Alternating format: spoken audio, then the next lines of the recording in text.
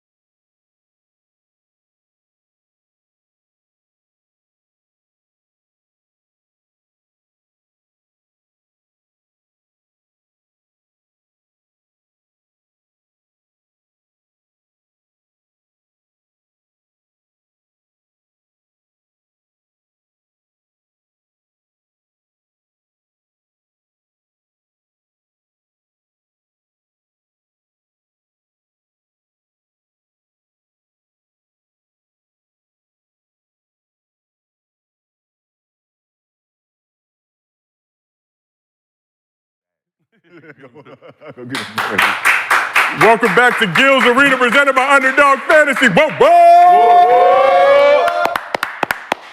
Going up on a Tuesday, once again for y'all. While other shows are taking vacations, we say nay.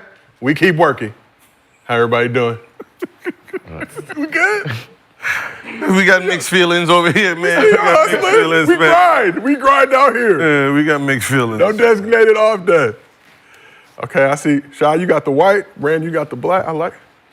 Yeah, man. Fuck segregation. Just feel good. Go get your tough crowds, man. Tough crowds is very comfortable. It's hostile out here. Very hostile out here. But this is Gil's Arena, presented by Underdog Fantasy. As always, we got the legend Gilbert Arenas here with us. What's up, Gil? Got us working. Soccer jersey collection. Going? Okay. Soccer time. It's football, as it's known. Football. We got NFL All of the football season coming up. Less than 9 days away now. Yeah. Yeah. You're a football fan now, whether you like it or not. Yeah. Whether you like it or not. Unfortunately, right? You picked the team yet? Huh? Picked the team yet? Rams. Okay, yeah, okay. I'm just gonna That's stand. safe. Okay. Oh, that's safe. Safe spot, safe spot. Who you going with? I'm Raiders. Oh, so 2 Raiders. Eagles. Eagles. Okay. Kenyon the Ravens. Ravens. And then Nick Young is the Bears. What? He's a big Bears fan. Who would have guessed that? That makes sense. No, he's been a Bear. I guess they're from Milwaukee, so their home team was. Oh, no, okay. Makes sense. Wait. He kind of looked like a bear, too. But that's the Packers, but Yeah, that's crazy. Chicago, what, only like an hour and a half drive. So he's been a big Chicago fan. Okay. Man, they've been trash for a while, too. Is there a correlation? I don't know. We will discuss. Nick will be here Thursday. We'll talk about it. We got Mr. B, Brandon Jennings, back in the building representing Tough Crowd University, and Gil's Arena Season 3 merch, which will be on the way soon, like the hat. Hey, yo, they said Anthony Richardson is the next great quarterback. Yeah. Okay. Colts. That's a fact? Okay. On what team? We will discuss. We are all. He got hurt last year. We done seen football dudes talking basketball, so now basketball dudes will be talking football on that ass. This is what it is. And we got Cemetery Larry, Rashad McCants, back on the couch. Take care, Drake. Oh, no. I just saw that. Wow. Ain't no game 2s, man. Pick a side. Ain't no game 2s. Game 2 is not the deciding game. Oh, man. Not when you get knocked out in game 1. In the 7-game series. You ain't like the rollout? You ain't like the rollout? Nah. Rollout was great. The 100 gigs? yeah, the 100 gigs, all the old footage. That Take he the was- pressure off me. Y'all love me.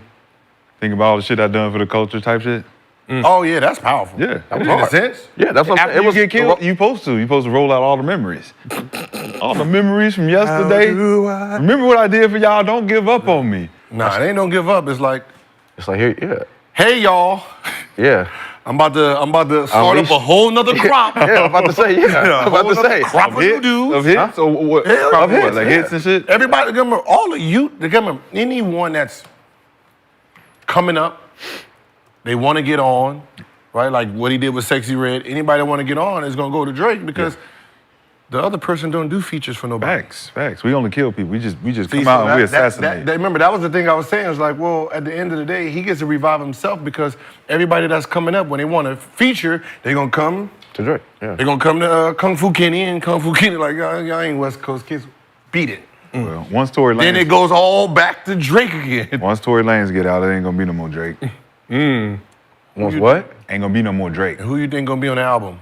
Nah, they don't, Right, Drake. they don't fuck with each other. Like, yeah, they do. Nah. They do fuck with each other. When Slime get out, who you think is? It It goes right back. Yeah, That's they're what I'm going right saying, back to because Drake. the dude is he's a killer. He's not like he just murders. He doesn't embrace anybody. That's the only problem. So when they jump in size so a dude I don't need you dudes. Beat it. It's like I think y'all the- jump to the side and I think the rollout was hard, bro. Thought it was hard? dude. Yeah, like all the old stuff. I mean, I like watching YouTube videos of seeing artists make music, so I thought it was tough. But But we ain't seen the Jewish Drake in a long time. The Jewish. And on that note, You know what I'm saying? The kid with the, you know what I'm saying? He had the shortcut. You see his nose and everything. for all the fans out there, Boy, we know who that have boy is. 2 viewing options for the show: our traditional version, a vertical mobile version. For everybody watching on their first, pick whatever version you want to watch. Just make sure you support Gills Arena, presented by Underdog Fantasy. Woo woo. We got a lot to get into. Before we do, though, Why's that tough? Brandon, this weekend you were back on the court getting some ones in, Yeah. and you tweeted the following. You said, I played ones last night in Malibu, 3-0, jumper still falling. Rashad, you saw that tweet and proceeded to comment, play ones in the valley then, stop ducking me, little nigga. Don't make me come find you, LOL.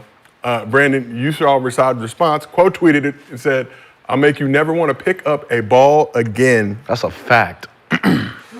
So when are we getting the Mr. B versus Cemetery Larry one-on-one game presented by Underdog Fantasy? Woo woo. We already played. No, we didn't. We ain't played one-on-one. So whenever. By the way, I was playing one-on-one in Malibu at Kai house. Was Kai there? Yep, Kai was there. He can vouch. 2 o'clock in the morning, killing. And you know, Kai only dribble on grass, so we hooping on grass. You know, like it's all grass. it's So we all hooping grass? on. Yeah, so we hooping on grass. Yeah, killing. Killing? Yeah, Red, NBA moves and everything. Playing Still got it like basketball that. on grass On NB. to work on the I'm handle? going with you. Thank you. All right, Thank you. all right. I'm It just going- doesn't make any I'm sense. going with Cemetery. Just doesn't make All right. any That doesn't All right. no, I'm sorry, man. Dribbling on grass, Gil. That means No, I'm- that's not the problem. No, the turf problem grass, like, was what? I'm doing NBA moves. That's right. Like he's a That's right. high school kid That's right. that's getting taught the NBA package. I'm doing And all NBA moves. You NBA player. You still said got it. NBA You're supposed to player. only have- That's ridiculous. That's all you're supposed to have is NBA. I'm a hooper. I'm just a hooper. Your package is No, supposed to be I'm a hooper. NBA moves. No, I'm a hooper. I hooped everywhere on this world, so I'm just a hooper. I'm NBA everything. My So I just 13-year-old happen to was hoop like, in yo, the I'm league. doing NBA moves now. Yeah. Right That's now. what you just sounded like. I mean, yeah. I'm doing like you just graduated the NBA moves. I mean, yeah, I could have been doing high school moves. I could have took it what the back. fuck is high school What is high school moves? What is high school moves? You know, You in high school doing... could have been out there dancing all day. That is high school move. Instead, I was just getting to it. Yeah, I'm just doing the NBA. Yeah, I'm just getting. Yeah. The NBA package. Oh, just Yes, 1, 2, take it down, yeah, pull take it. it down. Oh, you're not Calm doing it it. down. I went out there just. Okay. You're doing the AAU move. No, yeah, I could have been out there just dancing. Brandon, what kind of grass were you playing on? Yeah, was it There's- Turf, very expensive turf. Okay, just make so like turf like Very, the very expensive. That you know. Like, What rich nigga put turf and the goal in the same? a nigga that got handles that dribbles on the grass. At what point are we playing and we dribbling on grass though? You never Different. know. Just something different. It's cold. You Different. never know. Just in case you got to go against a football nigga. Let's just go. Just show you. They put a goal out there just in case they put a goal. Just in case somebody challenge him. What's happening? My shit's perfected on grass. In cleats, I was like wearing real cleats or grass, regular like- shoes. No, just regular. Okay, just Yeah, making it sure. was- Just making sure. That's why they don't ever invite me, man, because they know. Well, I'm just Don't saying, matter. I still got it though. It's good. Whoa. You I was should. like- You I was should. Proud of myself. You So lost we- it at some point? No, I'm just saying, I sit here, chill, talk. I don't be picking the ball up like you. So it's like just doing it on a random. Like, imagine what I'm. So we asked the chat who wins in a game of one-on-one. 70% said Mr. B. Rashad, I'm sorry. Of course, they know. Well, that's because recently a lot of those people were upset because of my LeBron James slander. Yes, So they're not gonna go with me right now. They gotta wait till this shit calm down a little bit. and we will get into that Hot in tomorrow, Twitter but right now. I'm a pickleball champ, 9-0 right now. You play. Ooh. You were a pickleball. Killed them. Out there. I didn't- Hey, pickleball is tough though, because you got to go like this, right? Nah, he wasn't moving. He wasn't going nowhere. He was just killing their ass. Well, I'll start. He was serving their ass. I went on YouTube. They told me like, yo, we playing pickleball, the fucking pickleball. So I had to go, looked at all the rules, Found the loopholes. Yep. got a paddle, ball, started working on a spin. Oh, this easy. You can't pop. You can't stop that. Boy, out there 9-0. Had them old white man. You should join our league. Join our league. Right, he was getting ready to say, boy, Mr. Arenas. Like, damn, I done graduated on the first day to Mr. Arenas. Damn. Oh, shit. They let Like, you boy, drink you the play water fountain? pickleball, boy? Yeah, I'm all right, man. I left there. Mr. Arenas joined our team. They let you use their water fountain. Jamie Foxx and them got a pickleball. Go on, get to the good water. That's the good water right there. Jamie Foxx be doing the pickleball. They Yo, according to sources, you were cheating Gilbert during in a pickleball. pickleball league. Pickleball league. Can you bro. confirm or in a deny? pickleball league. Get all the real. celebrities come. All the celebrities already doing it. I ain't know, yeah, for real? Yeah. Jamie Foxx. did you cheat, Pete Sampras, all of them old. Katie and them got into it early. Tennis players. Yeah. No. Katie, Jimmy Butler. Yeah, they've been on that. Yeah. Pickleball They league. sponsor, they Yeah, sponsor teams. and Yeah, they shit. sponsor. Oh, Yeah. shit. So we will have pickleball tournaments coming up, presented by Underdog Fantasy. Whoop whoop. But here's what's cracking in the arena today. Tom Brady thinks the Knicks have a finals appearance on the horizon, but is he spitting or tripping? Magic Johnson clapped back at Ant-Man for saying MJ was the only skilled player from his era. Which players from the 80s and 90s would still be stars in the league today? Oh, look at the leather. That's that good leather. And Luka and Joker teamed up at Goran Dragic's farewell game this weekend. But how scary would the Luka and Joker duo be if they joined forces in the league?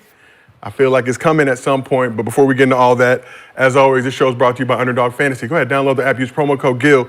You get up to $1,000 in bonus cash plus a special pick'em. And NFL season right around the corner. So Underdog is hitting you with specials as we approach the newest and truest NFL season. Get your yards discount for one of these players in the Bucs Commanders game week 1, courtesy of Underdog. Don't forget to use promo code GIL. So those are your options. You got Baker Mayfield, you got Rashad White, Mike Evans, Terry McLaurin. We are a football show now, so Hey, can I borrow? I got 88 cents. you got to hit the. Let me go ahead and borrow a re-up, man. I got you, dog. You got more than me. You got more than me. I got 88 cents, man. Y'all got to get on this WNBA. I've been on. Yeah. Yeah, It's no. always one that fuck it. It always Them, Yeah, them man. flex entries, man, six to 8 of them. 6 to I'm 8. gonna at least go 6 for 8. I tried to go with my math from last year, under everything. No, it don't work. Over this year. everything, and nah, man. They balling now. Appreciate you, Kelce Mitchell. Dude, they want to. As soon as the camera came on, they want a ball now. Appreciate you, Kelce Mitchell. I'm going to average For 5 supporting my all family. for the last 6 years. I didn't want to average 12. Like, That's why it's hard taking the lower because you be stress watching. When the higher you want, Definitely be stressed. like, don't get the rebound. Please that don't get count. the rebound. That don't count. Sub her out. God damn. I'm confused. Like, I'm really confused. And speaking of week 1, Underdog has you covered with a Travis Kelce 0.5-yard special for the Chiefs opener against the Ravens next Thursday. So take advantage of that site-wide special using promo code GIL. And speaking of the Kelce brothers, big bag coming through. They went over to Wondery, a $100 million deal. Podcast game seems very, very. They got that. Whoa, what? Excuse me? $100 million deal for the Kelce brothers. Their show, New Wait, Heights. who gave them that? Wondery and Amazon, I believe. Oh, Amazon. I thought you said Underdog. Underdog also has big bags. Okay. Competition. Might be time. Nah. Might be time to see. Congrats to Travis and Ain't Jason. no competition. Leverage. Yeah. You know, I mean, they got the. get Tim on the phone. I mean, they got the. The help of the Swifties. Swiftly. Yeah. I mean that helps, but you know, it's just like anything. It's still it's not an everyday show, right? So it's still a whole different lane, For sure.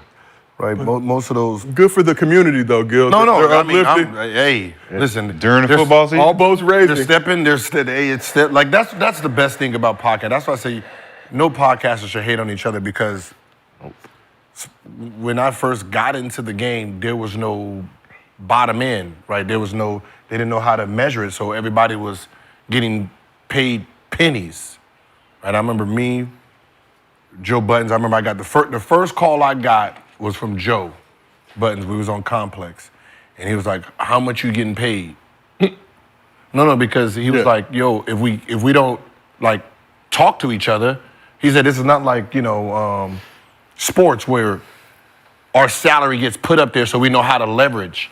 He said, "The fact that none of us know each other, no one talks, they can undercut everybody." So I was like, "Yo, I'm getting 20 a month." He was like, "Cool, this is what I'm about to ask for. So when it's time for you to re-up, you know what I'm getting." So, once he opened the door, it was like, "Oh shit, like good shit, keep in contact." And from there, talk to Matt, what you getting? This is what I'm getting. And then from there, you're informing everybody out there what everyone's getting, so everyone knows how to move. If not, you'll sit there and get paid for your show $2,000 a month and thinking you popping, you get 1 million views, and then you have somebody who getting 50,000 views, and they're like, "Yeah, I'm getting 10,000." You're like, "Wait, hold on, dog." So it was easy to undercut the market. So the fact that the Kelce brothers is now, so everybody knows how to move, because all you have to do from there is just numbers. What year was that you're talking about? You talked to Joe. 2018. I had a podcast deal with a guy who was with the Phillies. He was best friends with Ben Simmons. Mm-hmm. And I did like one episode, and I trashed Ben, and he cut that shit off. And that's when I didn't like the podcasting, because it was so like sensitive to who you talk about, who you criticize. And then once that podcast deal was over, I was just like, man, I'm going to metaverse shit. And then it boomed. Yeah, so I remember year later. hearing T.I. I was like, man, I didn't know people was getting bags off of. Yep, because he had his own shit. Because he had his own stuff and got out right. Soon as he got out, a couple months later, it booms out.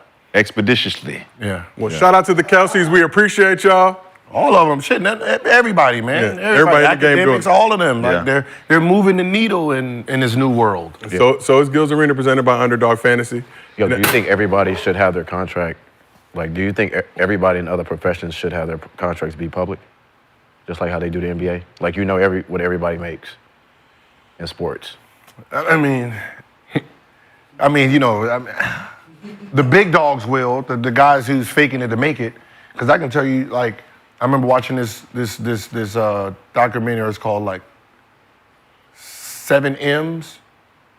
There's like 5 M's or 7 M's. It was about this dude that had a group of these dancers, right? He put them all on the contract, and these dancers going out there being famous and getting all this money, and he was making it all.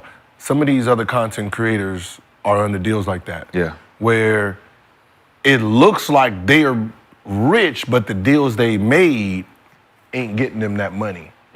Right? So they're getting all the millions and all these popularity, but someone booked their asses for these deals, and they're not really making the money that they want. So they're not gonna let you know how much they really making. Yeah, that's like a 360 deal. Right? They not even, it's worse than that. Worse than Yeah, that. content creators and Right? It's like I get the check comes to them, and then you got expenses. I done did this.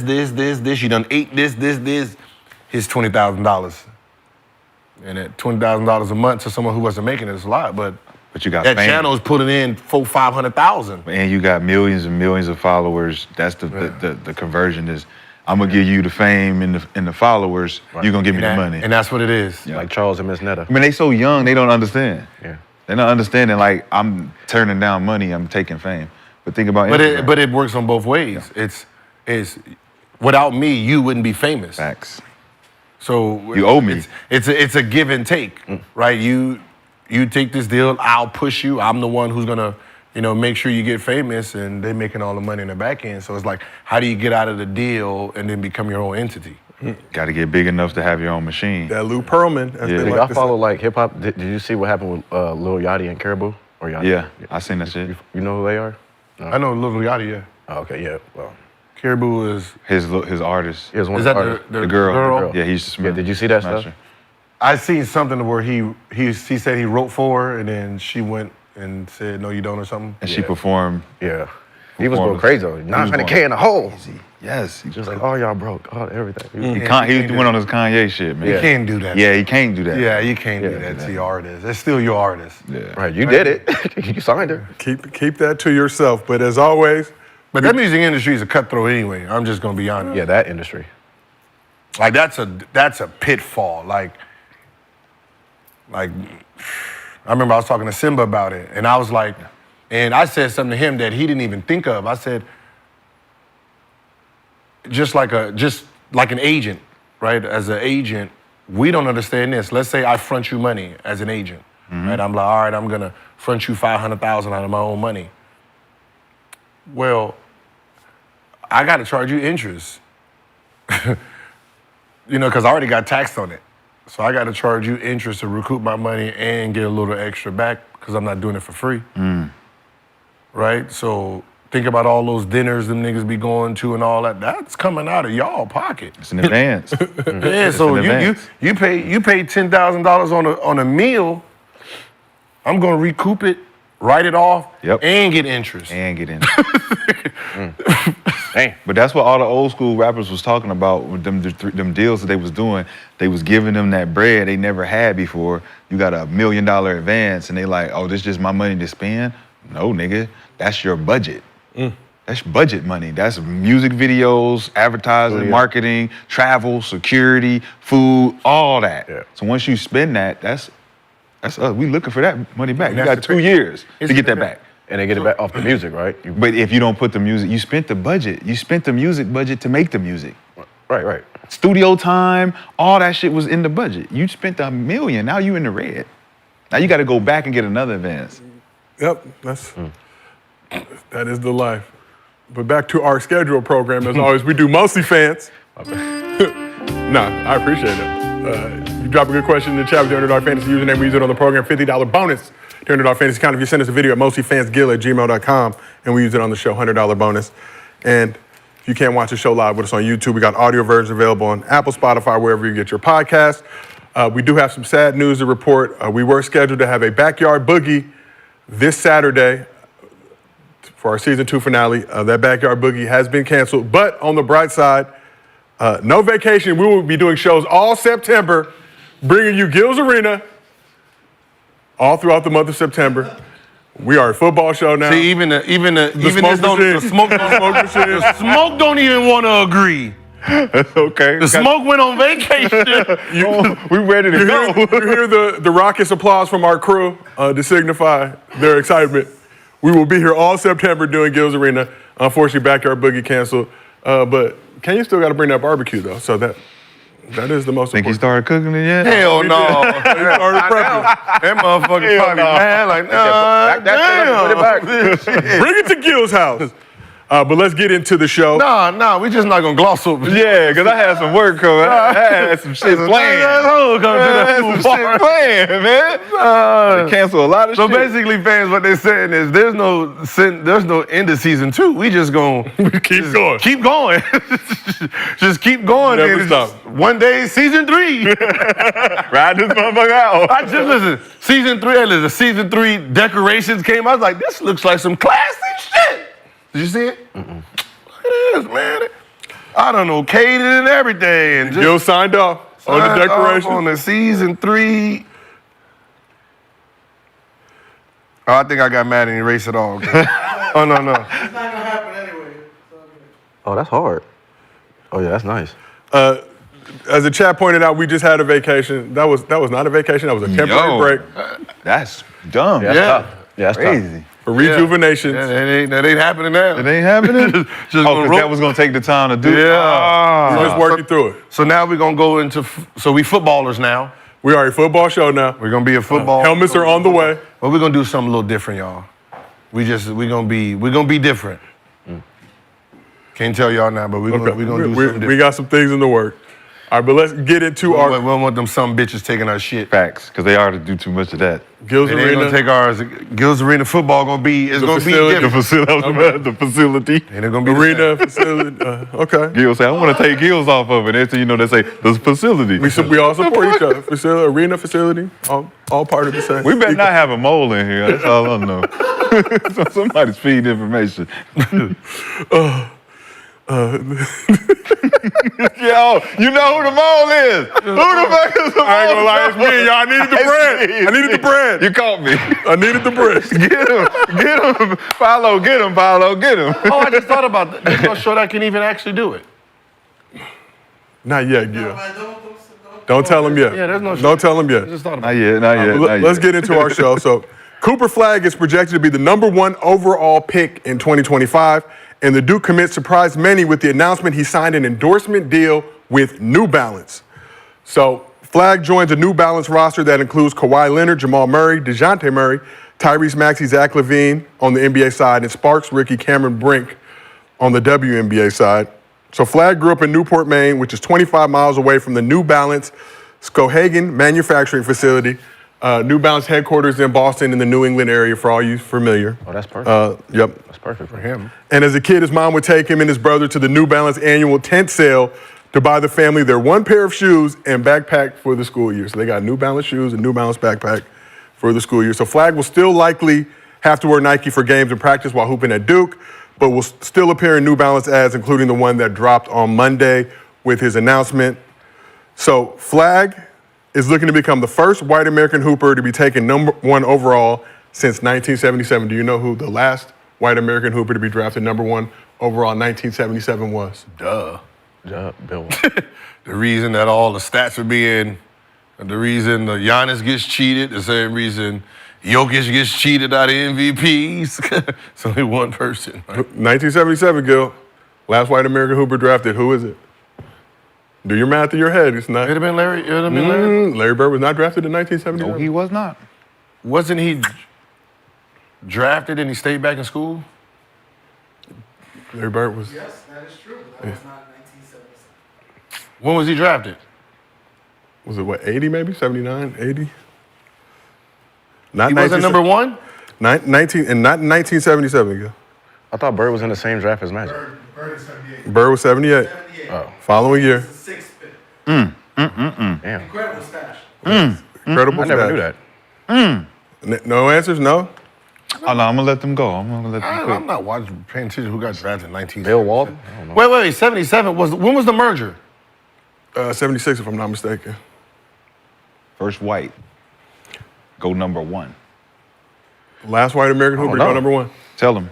Kent Benson, #1 overall pick by the Milwaukee Bucks in Oh yeah, he got his 1977. ass beat up by You know who the third pick that year was? your daddy. My daddy. Hey, You know, My should have been daddy. the first pick that year? Your daddy. My daddy. Okay. My daddy. the power forward. Yeah, remember that was he was Point forward, power he was a forward. bust and then got his ass beat up by First game, Kareem yeah, gave Kareem. gave That him was a that Kareem one hitter beat-up. quitter. That was his entryway into the NBA. Damn. He gave Kareem an elbow to the gut. Kareem said, "Beep." Hard. So when y'all watch the highlight of that, it's been going viral a little bit. When Kareem got hit and then he punched a dude, that was the #1 pick. That is the last white American to be taken #1 overall. But back to Cooper Flagg, who very well may be the next in 2025. Good move for Cooper Flagg to sign with New Balance. Hell yeah, being from there, being from Boston, right? He's from Maine, but Maine, in the yeah. New England area. Hell yeah. They all eat clam chowder. It was surprising. I thought he was definitely gonna go Nike, but Yeah. but now that I know where he's from, yeah, no, it makes perfect sense. I mean, they don't really have a face anymore. They tried to, with what Kawhi Leonard and who else was over They there? got Jamal Murray, DeJounte Murray. Oh, yeah. yeah, Zach so, LaVine is in the New Balance. Jack team. Harlow. Yeah, so for that, yeah, I'm rolling. I want Good to say move. congratulations on the new deal. Just signing a deal and getting under a company, but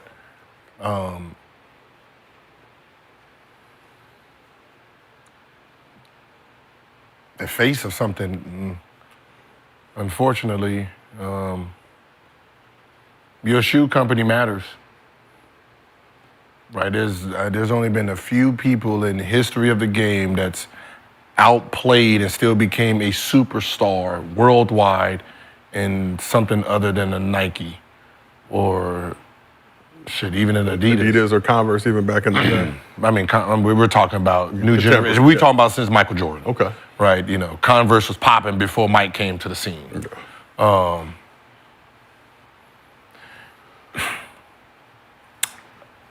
Man. Because without saying it, because when people's like, oh, I'm surprised he didn't sign with Nike. Yeah, I'm not. Unfortunately, Nike must see something that they didn't, because there's no way when Nike's coming, Nike's coming. They don't not, that's a fact. right? If they wanted Cooper Flagg, there was nothing New Balance was gonna do to keep Cooper Flagg from signing. They will throw a bag at you that's unreal if they think you are gonna be a part of their future. Yeah. So, unfortunately, he falls under the same category that Jokic fell under, that Embiid fell under, that any big man falls under, that Nike doesn't touch those big guys like that. It's like Nike just don't fuck with white people like that. What? Right? White athletes, right? When it comes to basketball. Okay. Right? Not all the rest of the sports. But I'm saying for Cooper, it makes sense. It make perfect sense. Who wore New Balances White in our folks. society? White people. That was very, very, very, very popular. White people. Steve Jobs. Steve Jobs wore New Balances. Yeah. Right? He had his own little market, right? It's called Apple. Yeah. Cooper Flagg is hitting a market that's in need of some type of diversity, especially in the sports realm. Kawhi wasn't really that polarizing. Cooper got a nice personality. Mm-hmm. And it's college, so he get to test the waters in college. Yeah, they testing it right now. Yeah. And then you look at Maine. You talking about Maine? New Balance? A New Balance walking shoe? My question to y'all is The why biggest- aren't athletes trying to create their own shoe? You said what? Why aren't athletes creating their own shoe brand? Well, you got to come up with a name first and then a brand. That's not hard. Yes, it is. No, it's not. You don't have the capital. Is it the Why not? fear for marketing and Capital do promotion? you have to start your own shoe label when you first come into the NBA?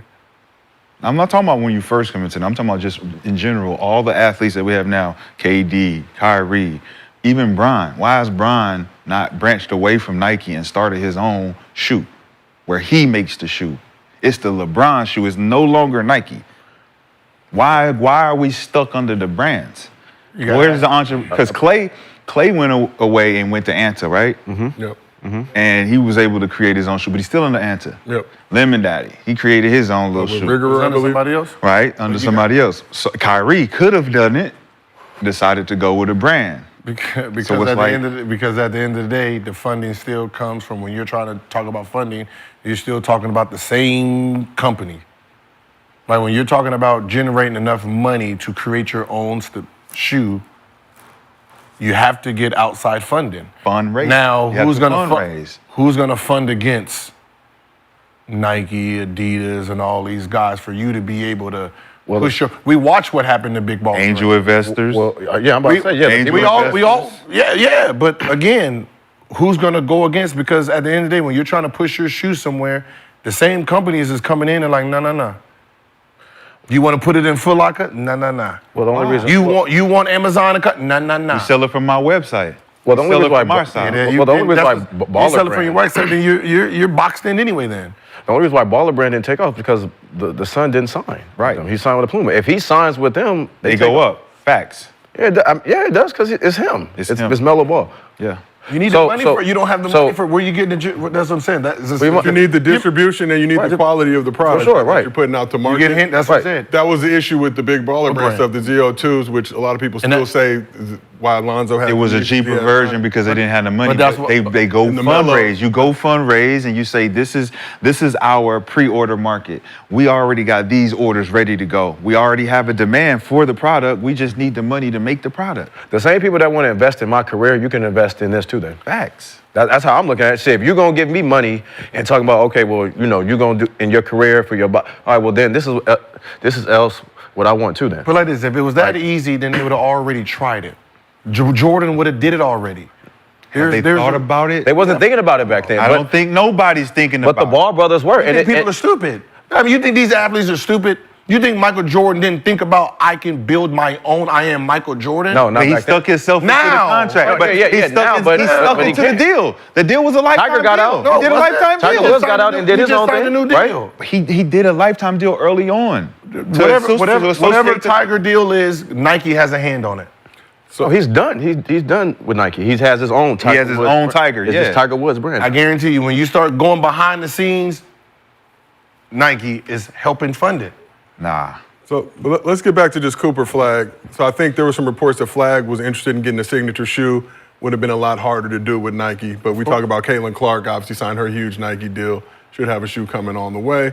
But does New Balance now give him opportunity to not necessarily, like you saying, Rashad, create his own lane, but through a company that obviously they got Kawhi shoes, but isn't as big on the market as some of these other spots. And they got flexibility with their budgets, with him making not only a signature shoe, but a whole campaign behind it. Hometown kid. Yeah, hometown. The commercial was fire. You know what I'm saying? Like, they people- only going to build on it. And people who wear their shoes are predominantly white. So No, it's it's like cap. For sure. The biggest market that sells New Balance is DC, black kids. That's Yeah, the DC, biggest. yeah. That's the biggest market Yeah, of New Balance is the DC market. Did we ask Rich why he did the New Balance deal? But they do have. Did we ask Rich Rich Paul's why deal? he decided to go with them and not Nike? Because he's in with Lynn and George and all of them. So just think about it. Cooper Flagg gonna having everybody in DC black wearing it. They gonna And if he plays well at Duke, They plays well at Duke, it's up. They definitely gonna have a. Plays well at Duke in some Nikes.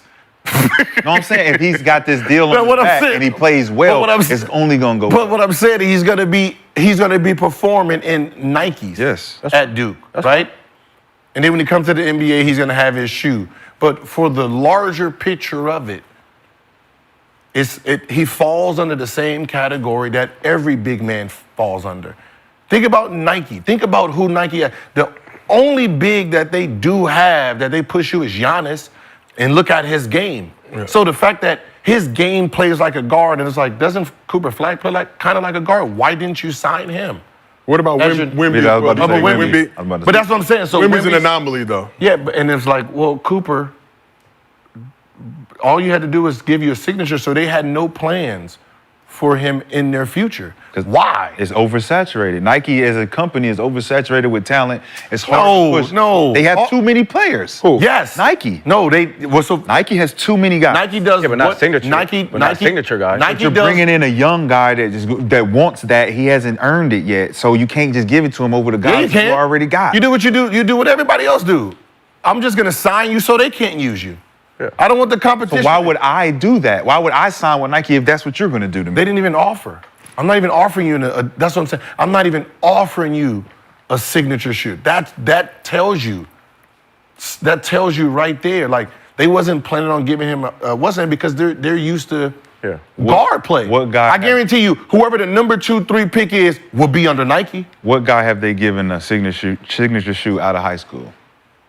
LeBron James. One, right? One. LeBron. That's it. I think Antoine. No, not Who? even. I'm thinking T-Mac, but it wasn't T-Mac. He's neither one of them. It was just LeBron. LeBron's the only one. Out of high, I mean, there's not a lot of high school. Kobe was with Adidas first. Yeah. And he didn't sign that deal while he was in high school. Kevin Garnett. With who? And one? No, he was with Nike. Coming out? Mm-hmm. High school? Yep. His best shoe was you remember the one with the blue, like it had like a little wing on it? That wasn't out of high school. But that was his shoe? Yeah. Garnett had some fire. The bubble in the back. I know what you're talking about. I know what shoe you're talking about. I know what shoe you're talking about. But I didn't know that was his signature shoe. But again, it's the big man thing. They don't think big man can sell shoes. It's like I was for sure number 1 pick, and he's supposed to be a generational guy. Nike, that's all Nike. But he not number 1 pick yet. He's projected. Projected to That's be why I number say 1 if he pick. plays good at Duke, Yeah. boom, boom, boom. We don't know what he gonna do. That's an investment that they're making. It's a risky one. It's definitely a risk. But it's easy for Puma because it's all upside for you. But usually Nike they just sign everybody and just put them under an umbrella and just say, Right. But as an athlete, I'm not. That's not enticing to me. I'm not trying to be under the umbrella. If I can potentially have my own shit, nah, fuck that umbrella. Y'all all under the slave contract. Y'all got to do like LeVar was saying. PG had a shoe. He was like, PG has to accept whatever design that they give him. That's a fact. That's a fact. You can't go in and say, I want my shoe like this. They come to you and say, a fact. these are the 3 options we came up with. Which one you want? Yep, that's a fact. Pick one. I heard KD say that. That's a fact. Like, they ain't got no say-so on what they... You do. Huh? You do. Oh, For the most part. Not in I mean, Nike. you don't have a full design of, nigga, that. You can't say I want my shoe to look like this, feel like this, all this. Yeah, You ain't got no creative control. yeah, no. Yeah. You know, they're just walking in. You got to sign it, and- but you got to sign a deal for that. I mean, you got to put that in your contract. That's the Yeah. point. That's what I'm saying. So So gotta that's put- why I think that Cooper didn't go with Nike because they not giving him But they didn't no offer- control at all. But they didn't offer him like that. That's what I'm saying. Think like, even with the Boozer, right? His game will be the same thing. Like, they're going to sit there and like, right? Yeah. They need that. It's the guard. That guard moves the product, man. Yeah, no, that's a fact. You know what I mean? Like it's like with the 2 brothers. The older brother would be he gonna sign. If he signs a Nike deal, it's gonna be we gonna just sign Like a so party, other yeah. competition. Like- Other than that, he's gonna be with Adidas, Puma, whatever. The younger brother, a guard, most likely will sign for a Nike deal. But what bigs have thrived under any shoe company? That's what I said. It's Patrick nobody. Ewing? No. But that's what I said. Like when you Yeah, think about you branched Jokic, off. people don't realize Jokic don't have a Nike deal. He's with 305. He's with 360, I believe. 304. He's with the hoes. 304. What he's with? 360. 9210. You sound like area code. 360. Like he's with 360. Don't know what that is. Don't know what that is. Nobody getting, 361. 361, yeah, that's it. 361 degrees. Who's that? I don't know. I don't know either. Ain't nobody getting robbed. Ain't that an Asian company? Huh? Got these That's Jokic's. an Asian company, right? 360? I think I don't want to say I don't know. Yeah, I don't know. I don't want to say it. So question for you guys though, what was your experience like signing your first shoe deal? If you could go back down memory lane and remember, It was fire. what was that feeling like? Me, Chris Paul, we were heavy Nike guys, and I remember the market year before, Sebastian, the White, all them guys signed them big Adidas deals. So we were kind of looking at gauging their payment and thinking we was gonna get that type of bread, but we ended up signing together.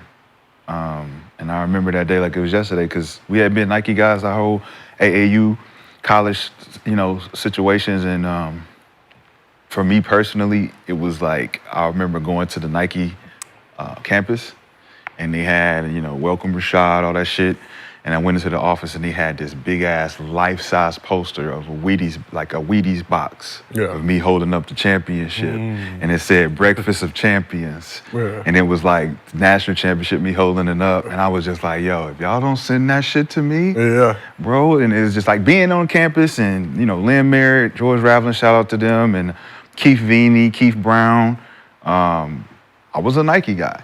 I was definitely a Nike guy, and I was shooting towards not only having my shoe, not a signature shoe per se, but I was a part of that family. So it was a exhilarating experience. A lot of motherfuckers don't be understanding I was one of them. I just never panned out to be.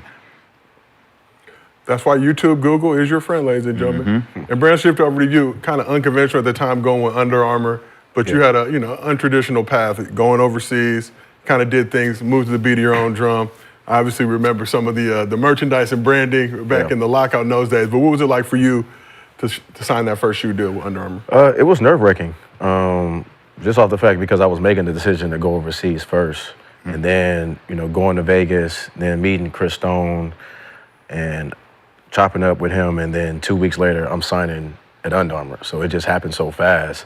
Then just walking around the campus at Under Armour, being 18.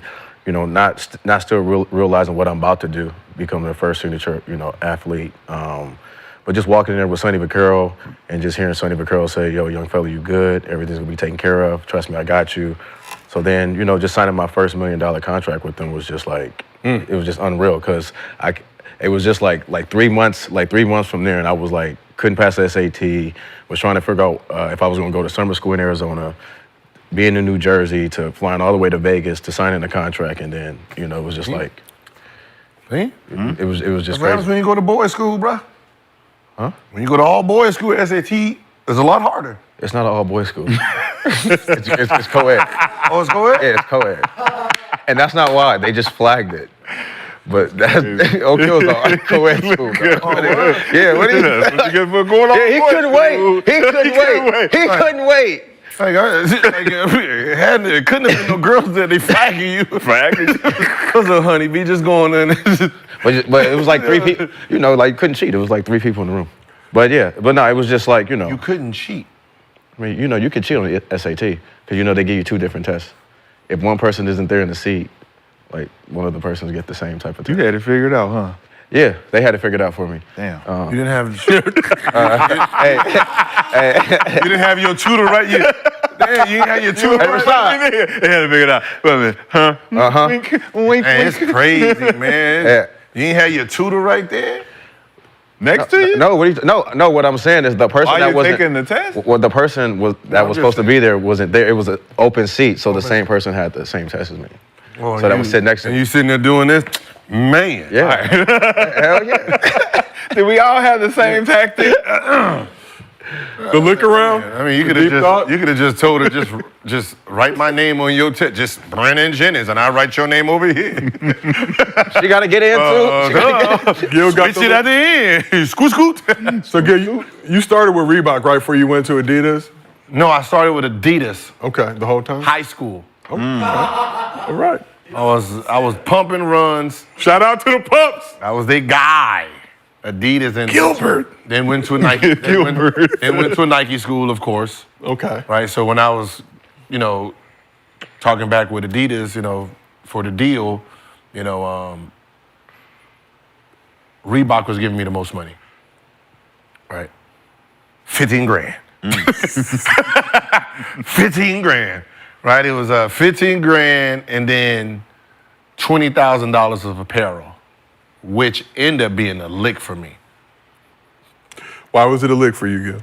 Because the football jerseys was Reebok at the time. Yes. Right? So all the dudes back then, it was throwback jerseys. Everybody wanted jerseys. Facts. So I used to use my apparel money to order the shit and then sell it to them. That was before Hardwood Classic. Yeah. That's crazy. So I was, and then y'all do customs. So I always had like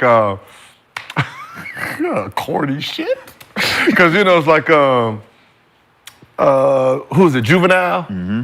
All his sayings, I used to put it on the back of my football jersey. around. Yeah. Back that ass up. Back to, yeah, you used to have all that goofy shit on the back. Yeah.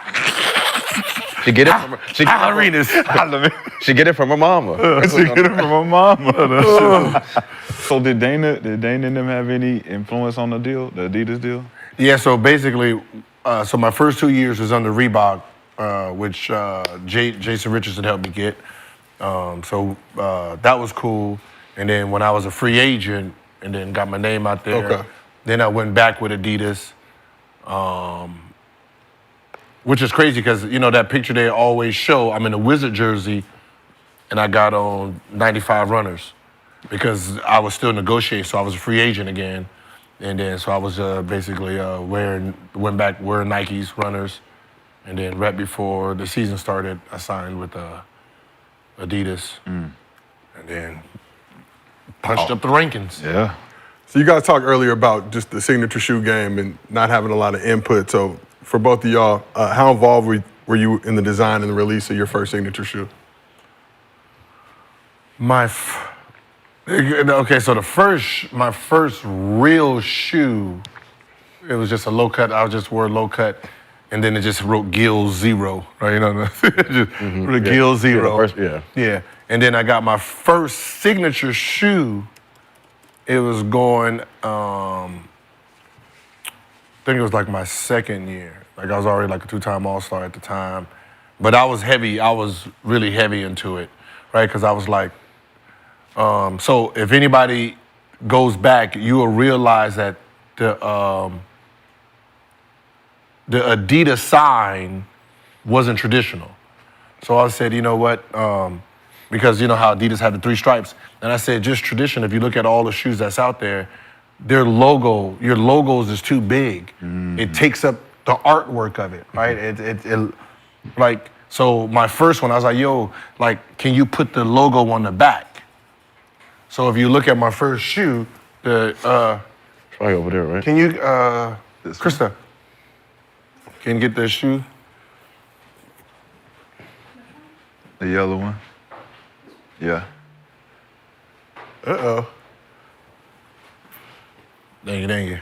So yeah, so I had. Got his own shoe. So instead of having the 3 here Yeah, so to mess big. up the design, I had the 3 put on the heel part of it. You asked him that? Yeah, I told him this is where I want my look. So this was the design I came up with, and then part 2, I said I want my shit to look good here, like I'm, the MJs, this and this, and then put the logo, because they're like, well, we got to put the logo somewhere. I was like, put it on the inside of the shoe. So if you look at my Gil 02s, the 3 stripes is here. Oh, Okay. man. Now, so like if you look at James Harden's, he got the 3 stripes in the back.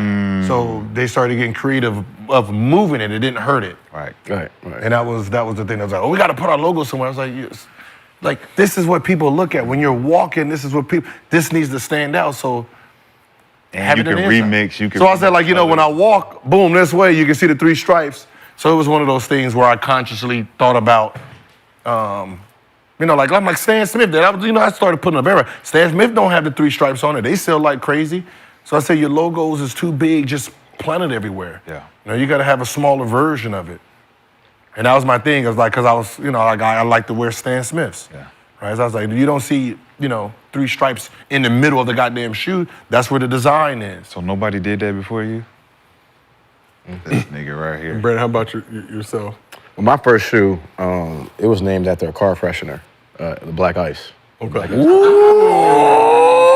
And that was a good one. Yeah, so- that was a good smelling one, Yeah. too. So I was like, my first shoe I wanted to be called Black Ice. And my favorite shoes growing up was that Steve Nash shoe he used to wear with the strap.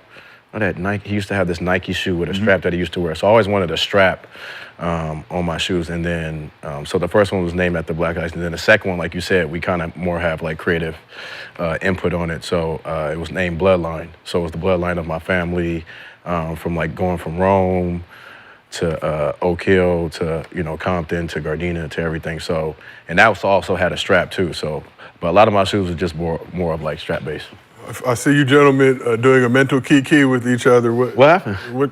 A man can have his own shoe? Don't look at me. No. Look at me. You see that bullshit he just gave up? It's the bloodline come with my family. For sure, it You did. gang banging on shoes, dog. Of course. Okay, I was young. It was my environment. Was not the crip I line. can't It was the cut. bloodline. Banging on breakfast. Man, I had red, blue, green, everything. It's like the bloodline, like really, dog. My family. Yeah, my family, the bloodline of my I'm trying to family. go back to Your Compton. hood? I'm trying to go back to Compton. They was letting me get away with it. What's up? How y'all mad? I'm back. I'm back. I'm back. I was in Milwaukee. I had to come back home. Like, hold on. Come back home. Forget about I'm y'all. still here. I'm still I brand. had the whole hood wearing it. Red, blue. If you was a crip, Bloodline. blood. No crip line. As soon as you heard it, you're like, yeah, that's not that. Nah. That's the story. They sold them. They sold them, didn't they? I got it off. I went in there and got it off. Great move on your part, Mr. B. So we asked the chat, Cooper Flagg joining New Balance is right move, wrong move.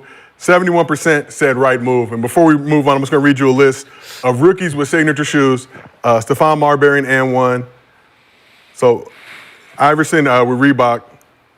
Shaquille O'Neal with Reebok. Michael Jordan Nike, LeBron Nike. Hakeem with Etonic. Etonic. If you don't remember them. Big ass Etonics. Like Damn, I gotta Ernie find Maxwell. them. I gotta find them. Used to say Grant Hill with Fila, Jerry Stackhouse with Fila, and Lonzo Ball, big baller brand, short-lived, but was a moment in I got a question for you. Yo. Oh, someone said T-Mac. Oh, T-Mac did put his shoes.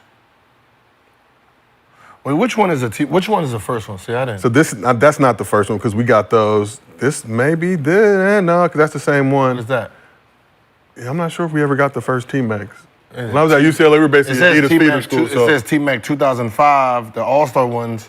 Yeah, no, those were later. Yeah, because we got those. I remember we got those in the tournament. Yeah, those are later on. So why they say 04 All-Star? Didn't T-Mac get his in 03? His Yeah, he- signature shoe in 03? Yeah, but which one was his very first shoe? Let me pull it up. The ones where he did the blue and red, right? Remember we had, Nah, I was in the league when that came out. Hey, yo. So you said the Mac ones were these ones. Those might have been it. See, so yeah. Yeah, because we were UCLA was Adidas at that time, so we were the feeder school. So we got the new Kobe's when those came out in 2000. Yeah. Then we've got all. Because I remember this 2004, right? So look at this, right? Yeah, much cleaner. But this is Orlando, Yeah. right? That's not his colorway. I remember the Orlando didn't have no red in. Yeah, none. So I don't know if that was just All-Star, but watch, look, because me and T-Mac was doing it at the same time. Was that the All-Star he threw it off the backboard? I think so. Yeah, when That he was was in wearing the LA, red right? That joint. was in LA, right? Yeah. Or Atlanta, one of them. So here, Those ones. Yeah, I remember those. right? So I don't know if can we? So like, if you look at these shoes, There it is. right? So we wasn't allowed. Remember, we wasn't allowed to wear colors. Oh, so you wasn't in the league yet. We wasn't allowed to wear colored shoes. Just but black we or had white? orange jerseys, and I'm like, what do I wear? Black or white? That looks. Great. Yeah. So I had them make them, and every time I wore those, they tried to find me. So I had those. I had the orange ones for that orange jersey we had, and then I had a blue joint. Watch, it was the same shoe, but in blue. That matched the road uniform. And then that's when Adidas was like, well, we can't afford to pay it. So when I started reading all the language in it, and then I realized, okay, you can't wear it for the full game. Oh, you was taking them off at Yep, halftime. I was taking them off at halftime or put them in. Oh, so that's when you started doing that halftime. Yeah, For the changing the halftime shoes show. at halftime. right. This nigga Okay, is a little trendsetter, man. Gil will always find a loophole in everything that he does. Every single time. You will not outsmart this man. But let's keep this thing moving. Anthony Edwards never wanted to bite his tongue. And in an interview with the Wall Street Journal, Ant-Man had this to say about 80s and 90s hoopers, saying, quote, didn't watch it back in the day, so I can't speak on it. They say it was tougher back then than it is now, but I don't think anybody had skill back then. Michael Jordan was the only one that really had skill, you know what I mean? So that's why when they saw Kobe, they were like, oh my God, but now everybody has skill. So didn't watch it, can't speak on it, then spoke on it. So several players, but it gets better.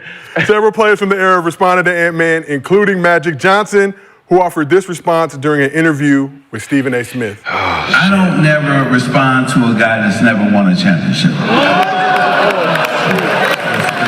There's not nothing to really say. He didn't win a college championship. I don't know if he even won a high school championship. So Magic doesn't respond to people who haven't won championships while responding to people who haven't won championships. But it's the same. I didn't watch it, but they suck. But it is worth noting, Ant-Man did win a state championship in high school his junior season at Holy Spirit Preparatory School in Atlanta. But do you understand why Magic is upset with Ant-Man's comments about the 80s and 90s? Yeah, because that's his era. I mean, his opinion is, I respect his opinion too. Just like, people have their opinions all around. So, I mean, I don't see nothing wrong with it. Is it an opinion, though, or is it a... I mean, that's his opinion. To say hoopers in the 80s and 90s, maybe I'm not. talking about his Magic statement and opinion? I mean, that's What just is how the he statement? feel. But what was the statement? He didn't have a statement. I don't respond to people who haven't won championships. But I think what does that Magic have is to do with? offended. Magic is offended that he mentioned Mike and Kobe as being the only guys in the era with skill, and he knowing that his skill set is set him apart from all the point guards in history. He's like, well, so passing and making assists and winning ain't no In the skill. Opening up movie theaters in the hood, also a skill. Yep, with the unlimited strawberry soda. Unlimited. They always. Unlimited, Stevie. We had never seen that before. I agree. unlimited. I agree with Anthony Edwards, and we all agreed with him. You agree? We all did. Don't say we, Gil. We Who? all did. Who? When we talked about Jordan, what did we always say? He was more skilled than everybody else. Did we not say that? Well, people have said He's they more athletic and than everybody skilled. else. Playing against Talented. plumbers was the- more talented. So we was like, woo, he was far ahead of everybody else. And then when Kobe came, we was like, oh shit, Kobe's skill level is crazy at 18. We did say that. But we didn't say Kobe was the only one with skill. We didn't say MJ was the compared only. to when Kobe came in '96, him as a shooting guard, he was already compared to Michael Jordan. So if Michael Jordan's skill level was a 10, so when Michael Jordan's skill level was a 10 and Kobe came in at 18, his skill level already was like, oh shit, he's more talented than everybody else. He was moving better than everybody else. So even if Kobe was an 8 in skill level at 18, we already had him moving better than the rest of the class. I think we're in mixing 96. We're mixing up skill with talent. He said skill. We didn't say nothing about talent. That's what I'm saying. They're mixing up skill and talent because Kobe didn't come in as the most skilled or any. He was talented. Who was more skilled than him? Kobe was talent. He was AI? pure He was both. talent. AI. He was pure talent. More skilled, not talented. Rookie year, AI? Talent. Pure and skill. Pure talent. Both of them was pure talent. They accumulated skills along the way. Along the way, Kobe got more skillful because he honed in these things about the fundamentals of the game, the way Jordan did. Along the way, after Jordan stopped using his athleticism, he got skillful. So what Ant-Man and I'm saying is like, Ant-Man's talking about talent. Skill. Ant-Man's talking about talent because he's matching his talent. He's matching his skill. Ant-Man can't go out there and give me half spin, full spin, up That's and move. under. Bop, bop. That's skill, That's skill. right? He's doing pure talent. I'm just gonna jump over you. I'm just gonna jump it's over footwork. Like that's what I say. Y'all mixing up. First of all, what Magic, like I hate when people do this. When someone says a general question about how many people was in NBA in the 80s? Let's say 400 people. Probably like 350 or 35. Okay. I'm just. How many were skilled? you. And 20? what year? 20 people was, In when the we eight- say in the not 80s? just Yeah. skilled, In the 80s. not good, we're not talking about good. Skilled. Isaiah right? Thomas. Isaiah, John Stockton. was he? Yes. He was skilled like Isaiah Thomas. Yes. No. Why not? Kareem? Ball not handling, Kareem. passing the ball, your no, skill. no. It might not have been pretty. It wasn't Kareem. pretty like a We're talking about talented We're talking about Hakeem. We're talking about extreme. We're not talking about level 4 skill. Anthony Edwards is a 10 in skill. So you have to think about where he's thinking at, right? So you're talking about Magic. Yes. Bird has skill. Hakeem Olajuwon was skilled. Michael Jordan was skilled.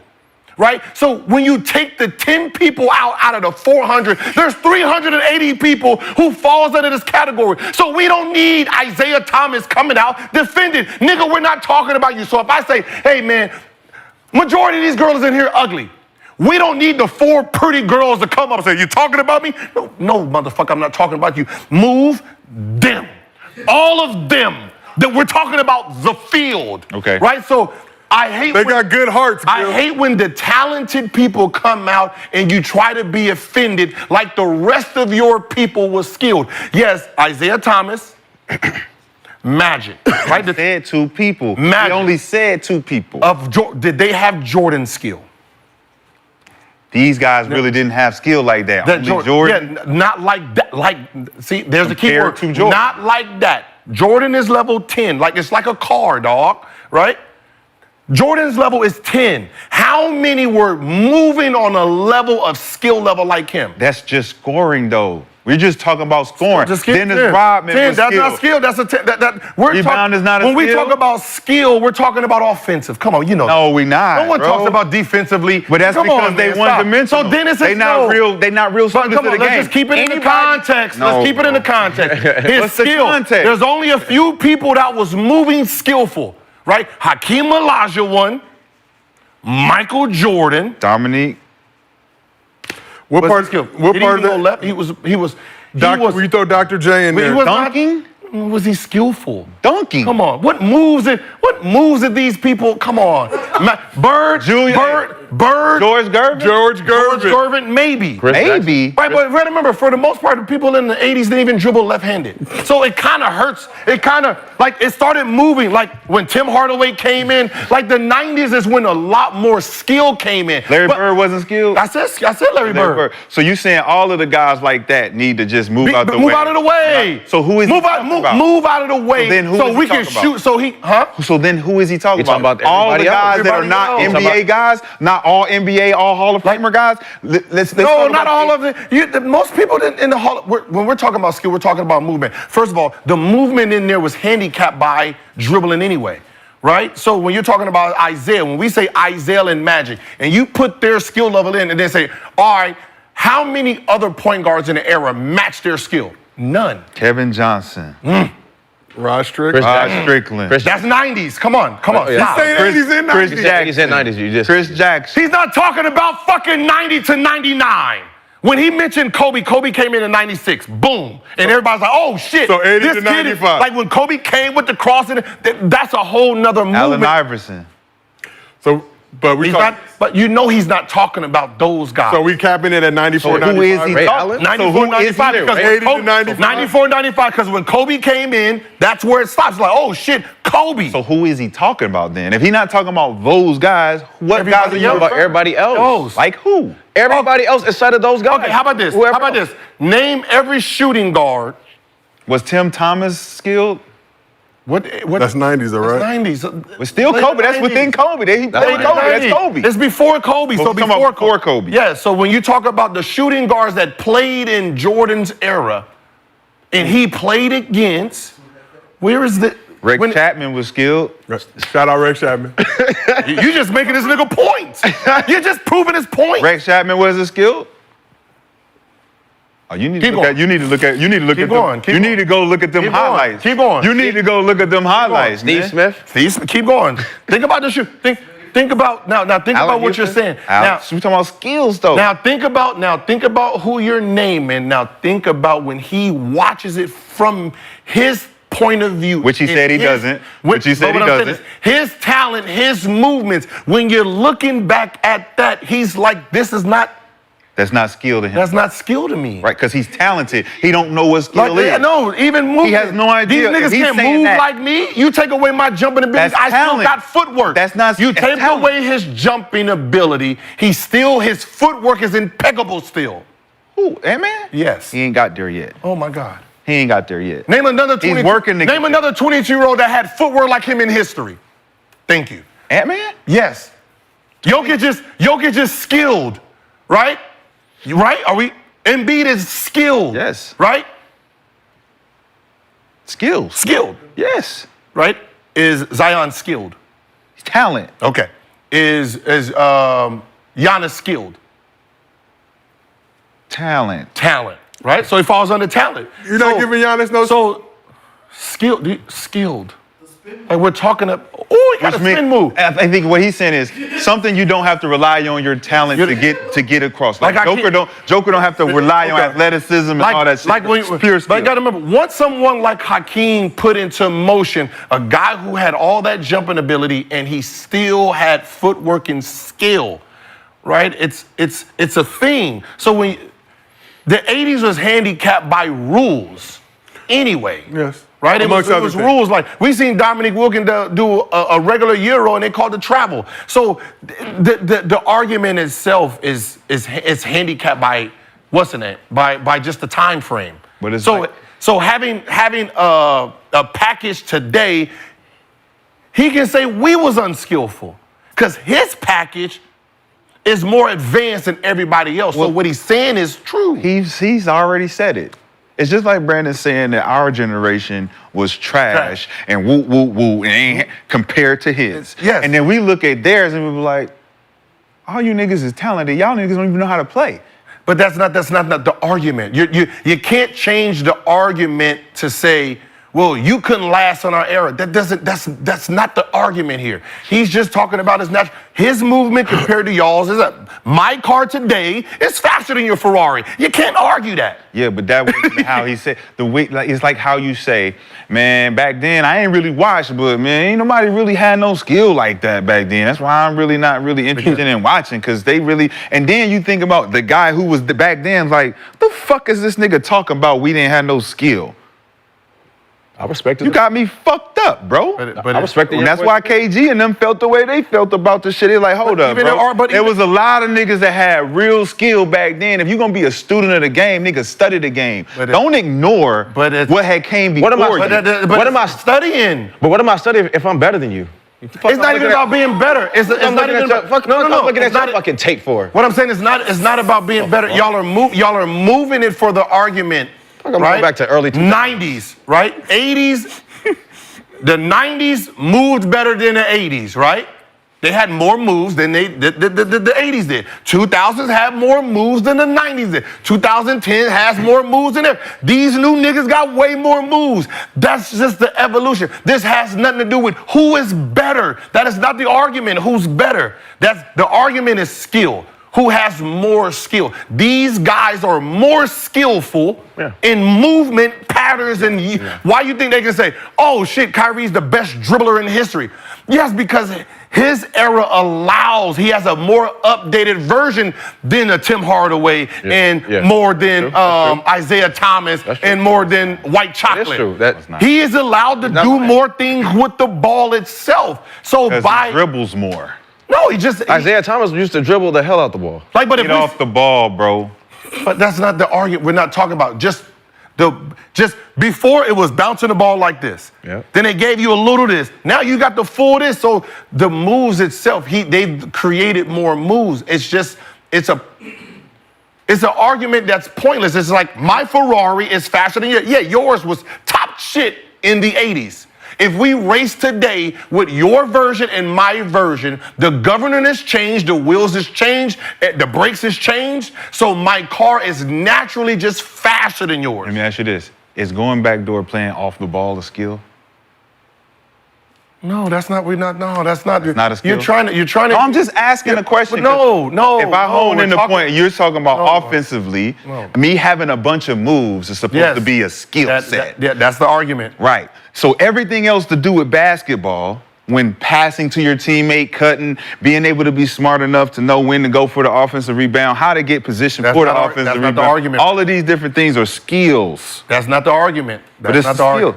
What's the argument? Dennis Rodman rebounding and throwing his up. He's not part of this argument. What's the argument then? The argument is the people Jordan played against in his era, they wasn't as skillful as him. That's what he's saying. He's saying he's going against better. But that ain't He's what he going said. against better competition. That ain't what he said, though. No, Yes. That's what he's meaning to say. I'm going against better competition than he did. Here, right? Go back to what he said. What? I will read it again. Not for you. like that. They wasn't like that. Like I'll read it again. I didn't watch it back in the day, so I can't speak on it. They say it was tougher back then than it is now, but I don't think anybody had skill back then. Michael Jordan was the only one that really had skill. You know what I mean? So that's why when they saw Kobe, they were like, "Oh my God!" Yeah. But now everybody has. So skill. everybody. Stan, everybody has Michael Jordan was the only one that had talent back then, talent and athleticism. And now everyone in the league has the same thing that Jordan has, talent and athleticism. proved this- The skill, You're proving this- skill, you're proving everyone that was playing back then, that's why Magic Johnson came out and said, what the fuck are you talking about? Everybody had skill they when did we not. was playing because we had to have skill. proving this- Because No, they did everybody wasn't athletic. Mike was the only one athletic. Okay, he you're was proving- the talented. Everyone else had skill. We had to survive on our skill. Niggas was drug addicts. We still had to survive on our skill. It still went out and performed, But Brandon. still, He's saying even your dad, he's skillful He's at saying the that same position. thing. He's just using a different word. No, we're not. See, It's- he the used words skill, are you're using different. talent. The words are different. So you're talent saying the is same different thing. than skill. How about this? Michael Jordan was the only one doing what Michael Jordan did. Does that make it better? He was talented. Michael Jordan was doing the only thing Michael Jordan. He was the only person of his kind. Does that help the argument now from what he's, because you're just changing So his word. how would you form that? He's saying that when it comes to Michael Jordan, right? Moved, jumping ability, everything. He was the only one of his kind. Right. Right? Is that a true statement? Yes. Okay. Well, depending on where you gonna As put, shooting guard. where you gonna put Dominique. Shooting guard, Dominique David was a Thompson. 3-man. How many shooting guards had a 40+ inch vertical in that era? One. Who? David Thompson. Okay. Sean Kemp, probably. 4-man. So You said a guard, as far as guard? shooting guard, yeah. Yeah, probably just one or two. Okay. Now, where does he rank in shooting guards? Mike, No, David Thompson. depends on who you ask. History. By the consensus. Not even top. Not even top what? Nothing. Yeah. 25, top 30. Okay, so basically all Jordan's competition in that era did not even have the physical tools to keep up with him. So he was basically a Bugatti, and everybody else was Honda, Civic, and most people, like, everybody, all the shooting guards were 6'4" and Spud under. Webb. They didn't have no jumping ability, right? So who he went against, he's saying they wasn't talented, meaning they wasn't athletic to keep up with him. Today, everybody, I got a 40-something. Everybody I'm going against has a 40-inch vertical that can jump with me. So he's saying like nobody was a Bugatti like Mike.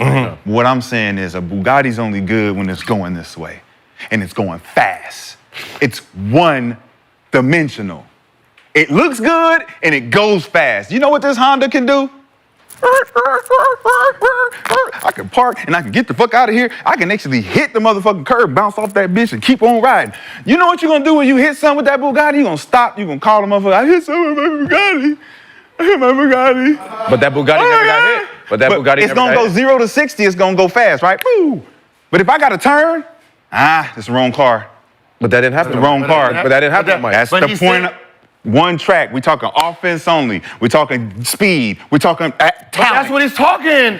That don't change the It said- context to make a Michael Jordan was a defensive player of the year. The first sentence of the thing said, tough in this era. They said, They said. I didn't watch back then, so I can't speak on it. They say it was tougher back then than it is now. Now, he references skill because they're questioning whether it was tougher or not and whether you niggas can come play when we was playing. He's saying, well, yeah, of course we could because Mike was the only real... He was the only one that He was the only one that was skilled like we are. So it was tougher, more physical, but y'all didn't have the skill that we possess. That's all he's saying. And it's true. Like, it's I don't know why they arguing this. It's a true statement. Because KG and Paul Pierce both said on the show. They arguing points. They're not even in the conversation. Listen, but this is what they said. They said if y'all played back then, y'all wouldn't even Back then, 2000. But wait. That's not y'all even wouldn't even be able to get to the step back. You wouldn't be able to get to none of that shit. It's an argument he's arguing on. That's cap. What I'm Can't saying, get to none of that shit. cap. And we hitting you. That's cap. And we breaking your That's nose. cap. And he's talking about our era.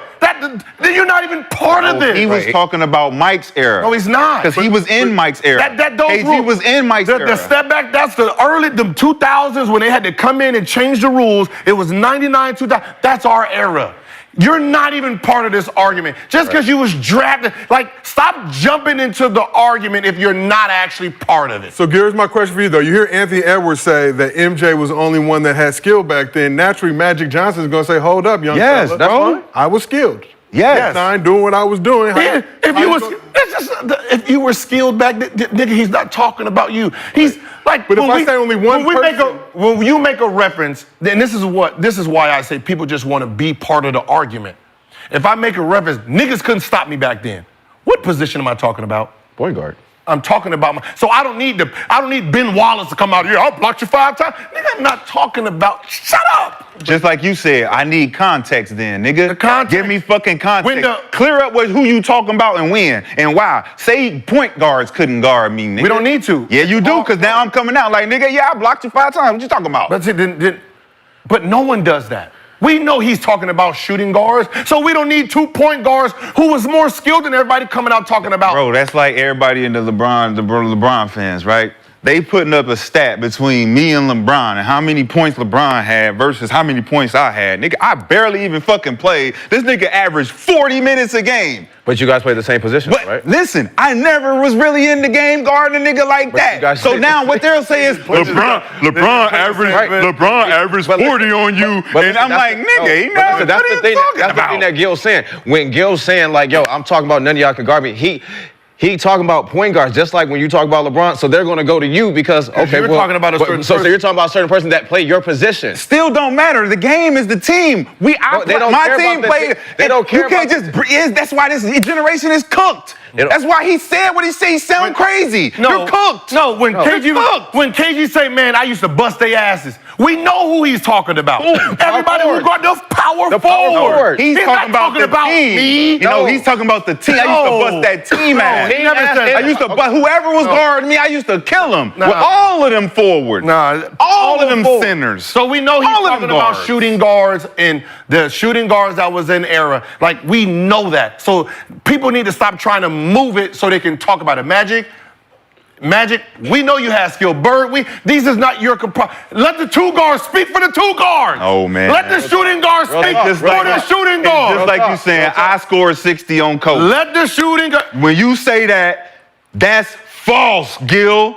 And you know it. And you say it for the cap. You literally say it for cap, and you know you didn't score 60 on Kobe. 24 points you scored 35. on Kobe. You keep changing it every time. You went from 24 to 35. I'm like, God damn, bro. You know you didn't score 60 on Kobe. Well, technically, Kobe's team. Well, technically, look at it, because this counts too. If I was his responsibility and I got the rebound and took off, those are 2 points. If I got fouled, oh my God! If you get the rebound off the transition, if you're guarding me, and I get the rebound and you get mixed up in what's the name because I just blew past you and scored, that's not a point on me, Gilbert. Yes, it is. No, it's not. You niggas are what? If you foul me and I go to the free throw, we're in transition. You get the rebound. I'm your man. And somebody picks you up in transition. No, I'm on the other side. No one picked me because I'm too fast. I just got it off the rebound and took off and scored 2 points. But I'm not near you. And I got to steal. But I'm not near you. I got to steal and win and score. They don't count towards you? No. Your points are when I'm guarding you, I'm in front of you. Hey, I got this. No help. All right. Bucket. And I backdoor, you get free throws. None of that counts. Backdoor. If I'm guarding you, yes. Backdoor, yes. Because I missed it. He scored. How about free throws? Damn. If I foul you, yes. How about anybody foul me? No, not anybody. If I foul you. If I foul you. So nobody scores no points, so nobody then. What if he dribbles I just remember by the you scouting and he report used to dribbles come. by me, get fouled, it's on me. Okay. Yes. I just remember when the scouting report used to come and they had who you was against. And that's it. And then after the thing, when it came up, you know damn, he knows damn well. If you're on the bench, and a nigga getting hot and he ain't scoring on me, shit. I'm on the bench. Nigga be like that, man, put me back in. Come on, man. He's getting too many points. I'm going to look back. He only had 3 when I was in. Now he got 12 when I come back in. I'm going to look back. 12. Yeah, we know that already. So when a nigga be like, yo, I scored way up against that nigga, you already know how that looks, dog. No. You already know. And anybody in the chat, y'all little hooper, y'all already know. If an NBA player played on the court and you played in that game, even if he didn't guard you, when you told that story, you told the stories as if you bust his ass. Like, yo, Rashad showed up, nigga, I was torching that nigga, man. I done won 5 games. Hey, we know what type of niggas. You already know we do. know what type of niggas it is. You already know. and the thing is, could have been just 2 buckets. 2 buckets. But so what though? Just own me. It couldn't even been on you. It's just you was in the game. Yeah, you was just I out there. scored 41. Jordan was there. Shit, I scored 41 on Jordan. I don't give a fuck what nobody say. That's a fair. In that case, I had 34 on Kenyon. Hell yeah. Top. Who's the best player on the team? Who? On our team? Melo. Yeah. You scored 41 Melo. 34 on Melo, then. What's his ass? Well, Kenyon was actually guarding me a little bit, but yeah. Well, whoever. This minutia and context is unnecessary. But tell the point guards, man, 80s, 90s, relax. Let the shooting guards speak for themselves. So, Gil, by your estimation, how many players have Jordan's skill in this current NBA?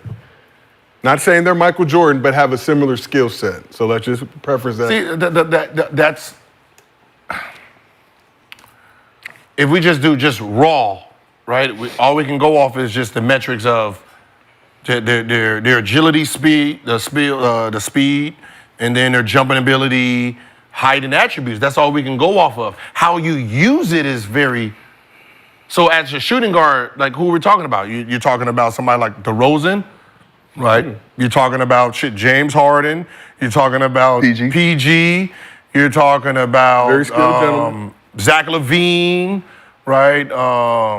Fucking Monk can go up in there. Like, I mean, you're talking about a whole bunch of players that they sit at Like it's a normal thing, 40-inch verticals. That wasn't a thing back then. But you're talking about guys who are a mix of both, I think, as far as talent and skill. DeRozan, all those guys have a mix of both. They hit the midi, they can do things, but they're also uber athletic. That's what I said. He didn't have uber like you're talking about Reggie Miller's, Joe Dumars. Right, Like these right. guys. They're not athletic at all. You know what I mean? Said like one of the only person that really had like above average was John Starks.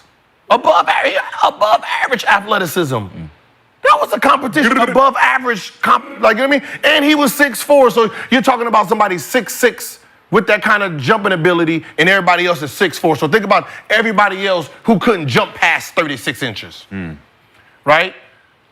Like if you really want, like if we really want to have this discussion about Jordan's competition, just go to this. Top 5 shooting guards in history.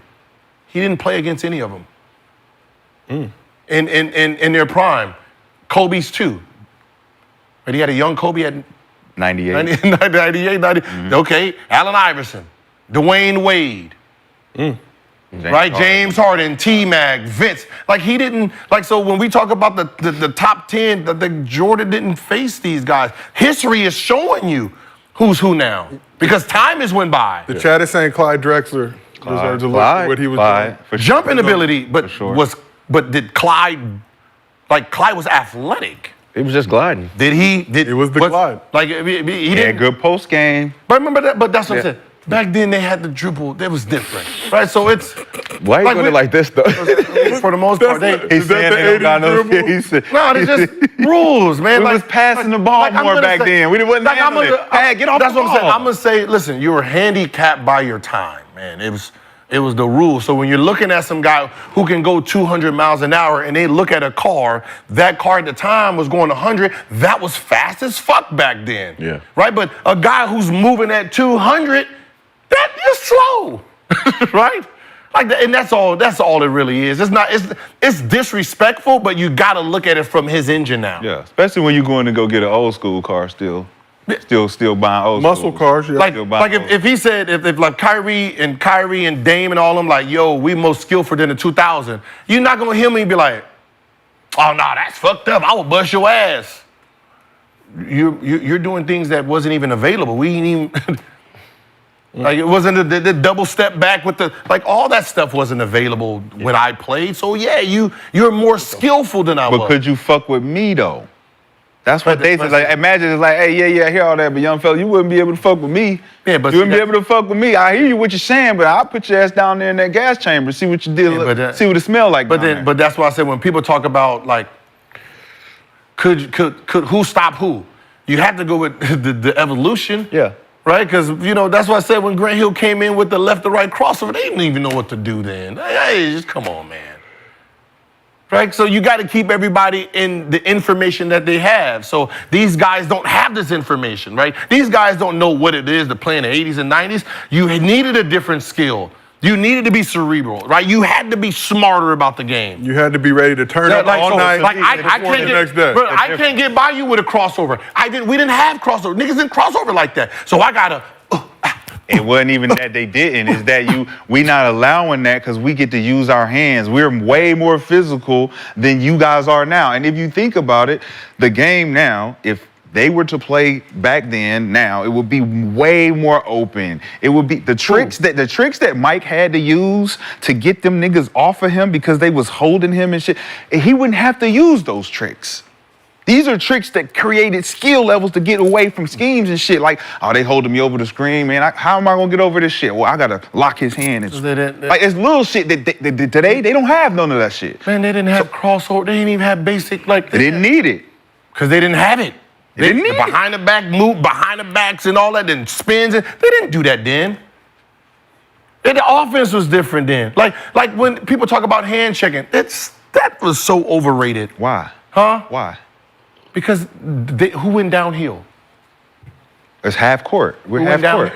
Who went downhill? Remember, the point guards, what do they do? Set it, go to the side. But there was a nail. Niggas is at the nail making you pass. No, what I'm saying is go to the side, wait for your big, two guard, go set a screen on the big man. So you had to sit there and idle while motherfucker held your whole side. Then they can push you over because the point guard wasn't the point guard to today trying to score 20 or 30. Because if the hand check was that good, why was there an Isaiah Thomas? But the paint was still packed, right? Think about the paint. The paint was so jam-packed that it made sense to be out there letting a nigga hand check you because I'm not trying to go in there. There's too many motherfuckers in there. But I'm saying if the hand check was that great, why was there an Isaiah Thomas coming through the lane scoring at will? Why was there a Tim Hardaway coming in the lane scoring? When guards who needed to score, those scoring guards came into the league and went downhill, where was the hand check? Why didn't it work then? It did. It just didn't work on them. No, it just didn't work on them, which made them special. It's just, if I'm facing you like this, where are you hand checking me at? What part of my body you hand check? I'm facing you. You can't. No, at all. Okay. So they didn't never play. They always, back then, they turned their bodies. Exactly. Right. So back then, they turned their bodies because they wasn't in a threat. When the guard started coming down like this, coming at you, the hand check was irrelevant. Because they're not setting up an offense. They're trying to go one-on-one. But that's what I'm saying. So if you put the mindsets of that, you have to keep the guy with the same mindset. So if I'm taking Kyrie and I'm saying I'm going to put you in the 80s, I have to keep his mindset the same. Yeah, right. He is not there. So he's going to be sitting there doing it. You're not going to stay in front of him. But the difference is I can bump and control Kyrie. I can ride him into the paint. I can ride him to the baseline. And what's going to frustrate Kyrie is the fact that they not calling that shit.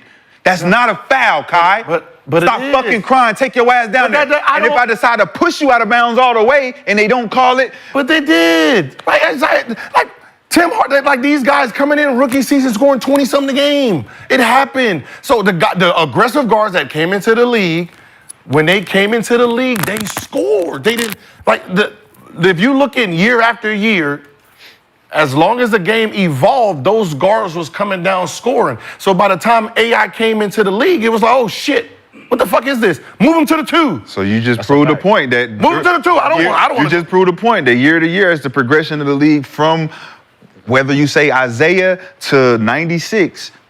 Tim Hardaway comes in, more skillful. These are guys who create. They scoring it because the skill was acute. There were guys back then with skill, shooting guards that could do things that other guys couldn't do in the league. But not at Jordan's level. It's all levels. Of course not. Man. Of course not. But that's all he's saying. It's like he's being compared to who?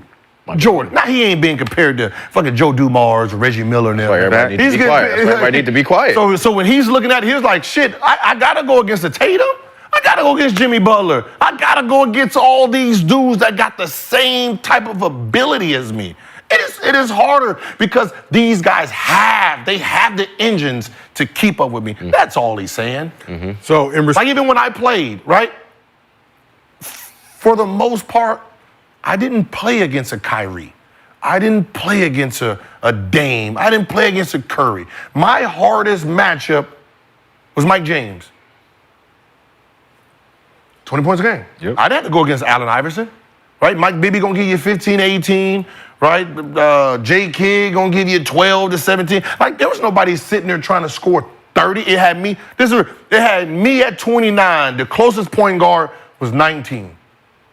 Yeah. Mike James, and it fell off after that because those guys didn't go like that. So I never had to face a dude who was literally trying to shoot the ball 20, 30 times. So when people are like, yo, how would you play in this Aaron guard?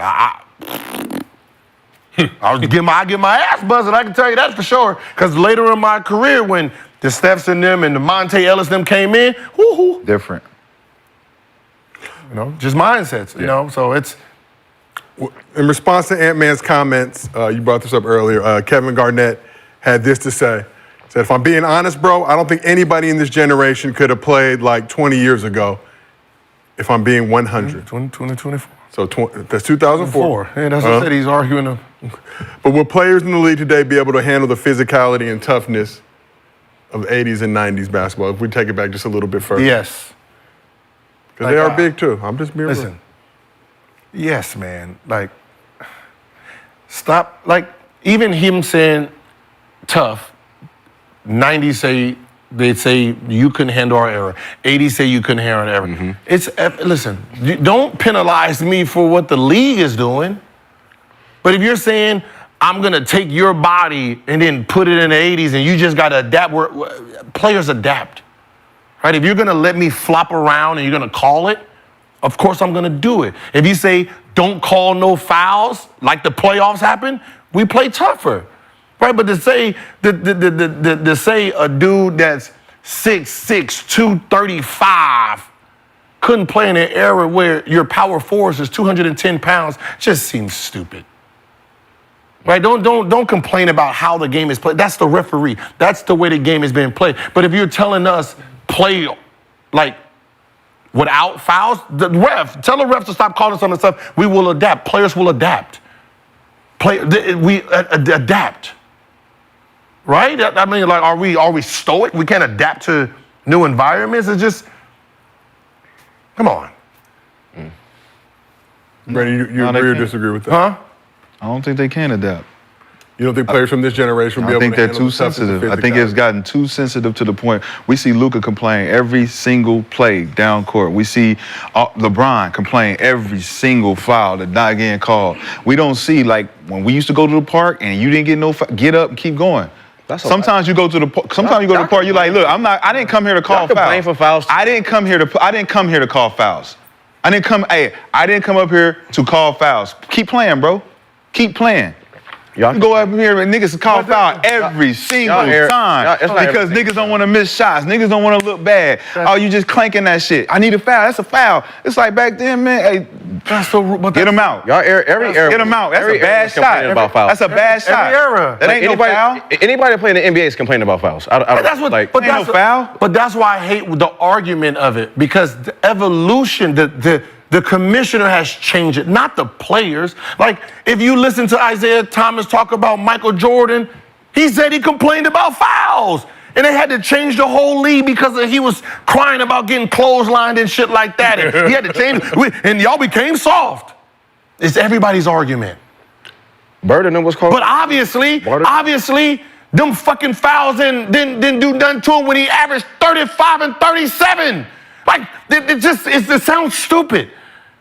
He's crying about fouls, but the nigga averaged 37 and 35 in this same league. So obviously. So why is he complaining about fouls? If he did that. Because it came to the point where You can't beat us. you can't beat me with your skill. You have to hurt me. That is the problem with everybody's argument. But everybody's getting the same treatment except for you. You're the only one that can't handle it. When you say everybody else is cool with us fouling the way we fouling, you the only one went to the principal and said, I don't like the way they treating me. Yeah, I'm averaging 37. Which I don't like the way they treat me. I'm averaging 37. You niggas can't guard. How are you guarding me? I hate when people say, well, we'll clothesline you.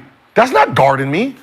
That ain't fucking That's guarding me. defending the basket. No, it's not, nigga. That's defending the basket. No, that's trying to end my career. That's defending the basket. Clothesline is somebody. this? That's not basketball. Name who's the top 10 who's the top 10 NBA defenders ever?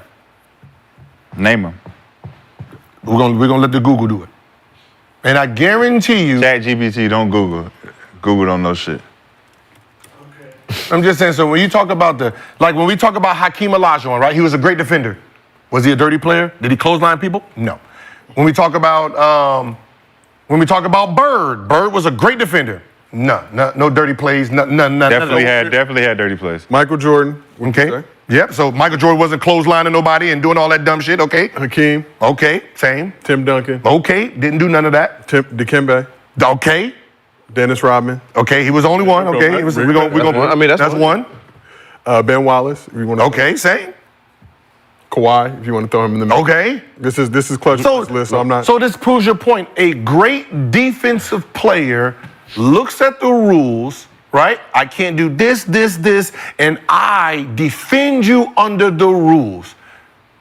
This is not defense. I can't guard your dog, help, and then I clothesline you. That's not defense. So when you say toughness, and whenever they say toughness, they always use some type of form of, when you come through the lane, I'm going to give you the chance, do all that. What's the point of an enforcer?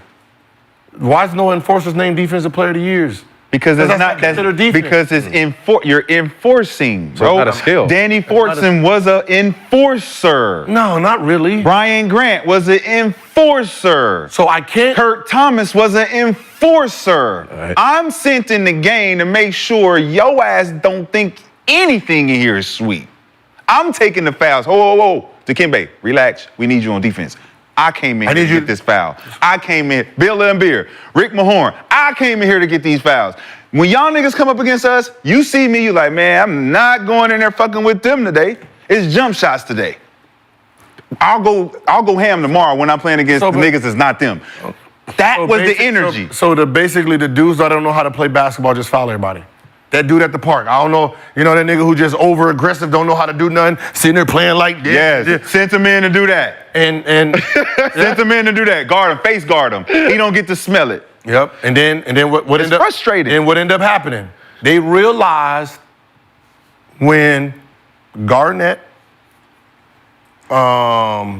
Duncan, Ray LaFrance, Dirk Nowitzki, when they came in, it was like, oh shit, at this position, we can have more scoring. We don't need these old dinosaur dudes fouling. We don't need no enforcer. Right. Because we got a dude that can shoot. And that becomes like this. What happened is the unskilled just tried to hurt the skillful players. And that's what the commissioner realized. The guys who had no talent, they're getting put in the game to hurt the guy who everybody came to see. It wasn't to hurt them. It was to enforce that you're not going to get the easy shit you're used to getting. You're used to getting layups. Guess what? There's not going to be any tonight. What? No layups. We had a rule against LeBron. No layups, bro. If he gets a layup, it's going to spark his whole momentum. He thrives on dunks. If he gets a fast break, foul him. Okay, so Foul him. So we're not giving up no dunks to LeBron because that's his momentum. Okay, so how can someone stand on the fact that they were defense, but all their defense was just clotheslining people? Like how do we separate plays that has nothing to do with the sport and say, okay, you played great defense. And that's what the defensive players got the award. So yeah, these guys hit you and they do all this brutally stuff, but we're not calling that defense. Did you ever hear from your coach, don't give up a layup? Yes. Right? No easy. So what does that mean? Foul. Oh, I thought stand in front of the guy and play some defense. So if Shaq's under the basket, right? Shaq's under the basket, gets the offensive rebound. Do we let him dunk it or do we foul him? We foul him because he's not a good free throw. Boom. Do you call that defense? No. Because What do you? yeah. I'm defending the basket. If he misses both, and it's a successful defense. No, It's a bad. But what I'm saying is, so we just named, and none of those guys, for the most part, besides Dennis Rodman, which was a weird one because he played. What's the funny part is even with Dennis Rodman, besides fucking with Karl Malone, for the most part he was a regular player. He did little. He played hard. He did dumb stuff here and there, but for the most part, Dennis played basketball. That's a fact. He moved his feet. Gary Payton, they played defense under the rules of defense. These guys was not considered dirty basketball players. The only guy you we can can't be consider. called. I cannot go by you and you say you're the defensive player and I shake you and then you go in and clothesline me and say no. Dog, you suck at defense. You're just making it up by clotheslining me. That's not defense. So That is not a defensive did Ron player. Artest ever do that? No, Ron Artest was not a dirty player. Ron Artest was not a dirty player. I didn't say he was dirty. I said, has he ever fouled somebody that he couldn't guard? Yeah, I mean, yeah, Here and there. Hard foul. He didn't Hard go- foul. But he didn't go into the game. What I'm saying is he didn't go, like, he tried to defend you. Like Everybody out there trying Kobe to defend. defended you. I think Rajah Bell used to do Rajah Bell did some dirty shit to Kobe. Clothesline shit. Because what did Kobe do? Kobe gonna sit there and do all the extra, so he's giving them back. But for the most part, He's not a dirty player though. But he's not like I wouldn't say Rajah Bell's- Bruce Bowen, all these guys. They It was was only a defensive couple players. dirty niggas back then. It was probably Bill and Rick Mahorn. Them the only niggas that was really being Kevin McHale, Rambis, all them type of niggas that we see getting close. It was like 5 of them. It's like 5. Everybody else was enforcers. Anthony Same Mason, Charles Oakley, niggas, Charles Smith. All them niggas tear your face off if you come in here. That Knicks team, that Knicks team had a bunch of just. Tear your face off. Pump fake you jumped out of the Brutal, room, brutal. boom, go in the lane, you clothesline. That Knicks team Oh, was man, great brutal. defense, It's dog. hard foul. It's just a hard foul. No, I get that. I get it's that hard part. fouling. It's hard foul. Okay, so look, hard foul. So you got fouled. So why can't these guys today play in the era then? Because the flagrant 1, flagrant 2, and the See, that's review. rules. Flagrant 1, flagrant 2. That's NBA Somebody's rules. complaining. So if you take Hey out, man, we what gotta I'm saying is, protect it. They hitting us too hard out there. if you take out the rules and say, hey, these are not whatever they're gonna be, right? And it's just standard basketball. And say, we're gonna play 80s basketball. So we're gonna take your bodies and put you in the 80s, and you're saying these guys are not gonna dominate a bunch of dudes that got 32 inch verticals? It's gonna be more difficult because you're not gonna just. Your power 4 weighs all of 210 and fucking everybody's sitting at 285? It's just gonna be. Come on, man. It's gonna be a little bit more difficult. So they get to hit you too. You said a little bit. It's gonna be a little bit more difficult. What I'm saying is, I get to hit you too, nigga. They ain't hitting nobody now. I get They ain't hitting them. I'm not allowed to. Exactly. You're putting You don't me in even- that. you don't know You're how putting to. me in that You don't even era. know how You're to. putting You don't me in even know that how to. era where I can now. So you're saying you're 6'1", 165 pounds. I'm all of 6'4", 225. I get to hit you too. Who's that size? Who you talking about? Everybody is that size now. Today playing. I'm talking about today. Who's hitting on Luka?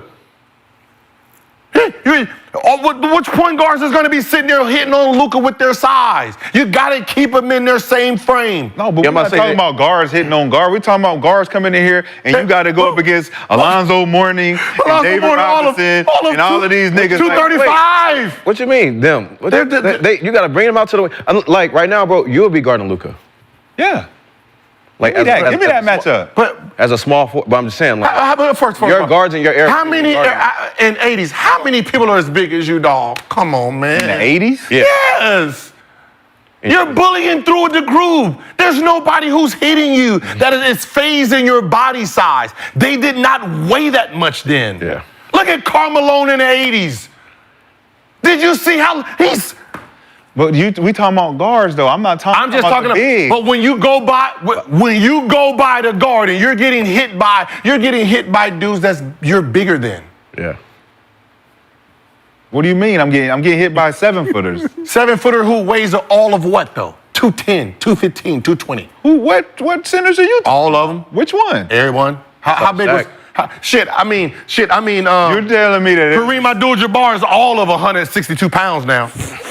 Shit, so that means he was all. If he broke 200, I'd be like, damn, that's cool. Guards today is coming down dunking on Hakeem. Come on, dog. I mean, not Hakeem, Kareem. No, I'm just saying, let's just take the body size itself.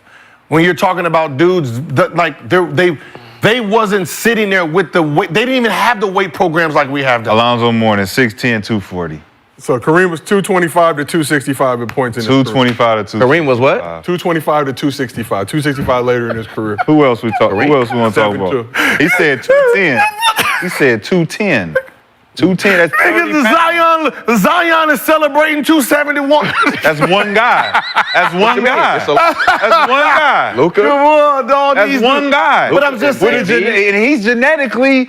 No, but what I'm saying is- genetically opposed. That's one guy. But that's what I'm saying. James Harden, like- But How many centers you want me to type in to find out how big their weight was? I bet they all was over 230. Hakeem, over 230. The guards are sitting at that now. Yeah, I'm about to say. I was 224 when I played. Like, what do we like? Hakeem Olajuwon, 7 foot, 255. Okay. 7 foot 255. You said 210, bro. I'm just saying, exaggeration is quite. Y'all remember? hold on, wait, y'all remember that document? It's a lot. And then Zion is 270? 270. You Like remember 280 right now. You remember the? 272. What do you think? I'm just- What do you you know think? what he would do? What do you think Embiid real weight is, or Luke, or Jokic real weight is? Like, come on. Yeah. Yeah, yeah. Like Dikembe Mutombo, 7'2", 245. Ooh. if that. I'm pretty sure he had to have weights on. All right, but Shaba. very fruitful discussion, but let's keep this thing moving. I can just. If you want to get down with Underdog Fantasy, download the app, use promo code GIL. You get up to $1,000 in bonus cash, plus a special pick'em. Plus, we got the NFL pick'ems coming through with week 1 in the horizon. We are, as previously reported, going to be a football show for the month of September. So get your minds right and your helmets. Gil, you going to get some eye black and all that good stuff? For football? We are a football show. I mean, we tailgate. Yo, please We give me tailgate now. Yo, somebody. Gil's facility. Whoever team is home is your tailgate. Bet. Gil's facility. It's your tailgate. Home again? What you mean home? Wait, hold on. Your home crowd. Are we going against each other home? No, whatever. Like if we tailgating. I think the Raiders play with Red out. We gonna have like real tailgating. So you saying if your team is home, Yeah, you got to tailgate. Yep. Oh, me and Josiah gonna have the best shit because our fans crazy. We'll pick Raiders, Raiders. We'll pick Thursday. We can pick the Thursday or the Sunday. And whoever Most likely Thursday is your tailgate day. So this motherfucker got to decorate if you were home. Out here. Yeah. I like So that. Monday and Thursday, right? Because do they have Monday games still? Yeah, they got Sunday, Monday, Thursday, Sunday, Monday. Friday, We'll do first week. whatever. So do Monday, Thursday then, 'cause but Sunday everybody plays. It depends on, we're filming Tuesday, Wednesday, Thursday. Go. Oh, yeah. Monday, Tuesday, Wednesday. We might We do go for Thursday night Monday. football. Wait. Hold on, dog. Come on, man. Y'all confusing our fans, dog. You can't change dates. Like Monday, Tuesday, Wednesday, Thursday. Now it's Tuesday, Wednesday, Thursday. Then you're gonna switch it to Monday, Tuesday, Wednesday. They getting upset up there. No, They're getting upset. It's like it's a TV show. You can't just switch the days on them. Well, I got an easy solution. What's that? Download the Underdog Fantasy app, use promo code GIL, and they'll match your first deposit up to $1,000. Get enough downloads, Gil, we can get that freedom and flexibility. But let's keep this thing moving and shaking, as the young kids say. So, Goran Dragic. Like that shit crazy, man. Like What's it? it's just the concept just makes no sense of guys can play. I remember when I came to the league and I had to go up against Gary Payton after the first. Like I was just bigger than him. Like he was a defensive. I was just physically bigger than him. Once I got the fear of that's Gary Payton and got into my second year, I'm just stronger than him. Like you guys are little. Him, John Stockton. Once I got into my second year, like, okay, the NBA, okay, I'm cool. And once I'm like, all right, I can play in this league, I was just stronger than he. You was playing out of position, man. But 6'4". You supposed to be over here with us, man. So like the only person that matched my size was J Kidd. Yep. Other than that, everybody was little. You guys are little. I used to be mad at y'all. Like, why y'all over there? Like J Y'all Kidd just gonna go over there with the point guards? Like J Kidd was just like he was the only person that I couldn't just take advantage of. Like post up and do all that and just back down and just run through. It was J Kidd. He was stronger, same size, fast. Other than that, Gary Payton's and all that, like you little dudes, man. That's why he look at you like That was like 140, Look at you like- 180, 190. BJ too like small. what? Like BJ too small. Like you was too you. Because he's not supposed to. He came to the gym early just to make sure that he was ready to play. No, but what I'm saying is when I played, like the only person that made me sit there and be like, yo, who the fuck is this? Tyreek Evans. Because he was bigger than you. No, I believe that about He was bigger than you. When I came like, yo, hey, who the guard? And then I'm sitting here like, fuck position you play? Yeah. He's like 6'6", right? Like, He's like 5'5". 6'6". yeah, 6'5". With a handle no, too, though. no, he was- Yeah. He He's fought 5'5". He was the only nigga that posted me up. Was just like, yo, hey, yo, bring it down here. Like, oh no, you're not about to do this to me. That's that. Yeah. 6'6". I got one of those welcome to the league moments from Chauncey. Yeah, plus Come on, Chauncey. right Nah, here. man, Chauncey. Come on, See with Chauncey Chauncey, like 6'4" Chauncey at 6'2", but he's just slower. Yeah. But like he had the size, he was just slower. Then like Darren Williams them came in. It was Darren was just a little bit you know. smaller. Yeah. Let's keep this thing moving. So, Goran Dragic officially retired from the NBA last New Year's Eve, but decided to end his basketball career with one final farewell game this weekend in Slovenia.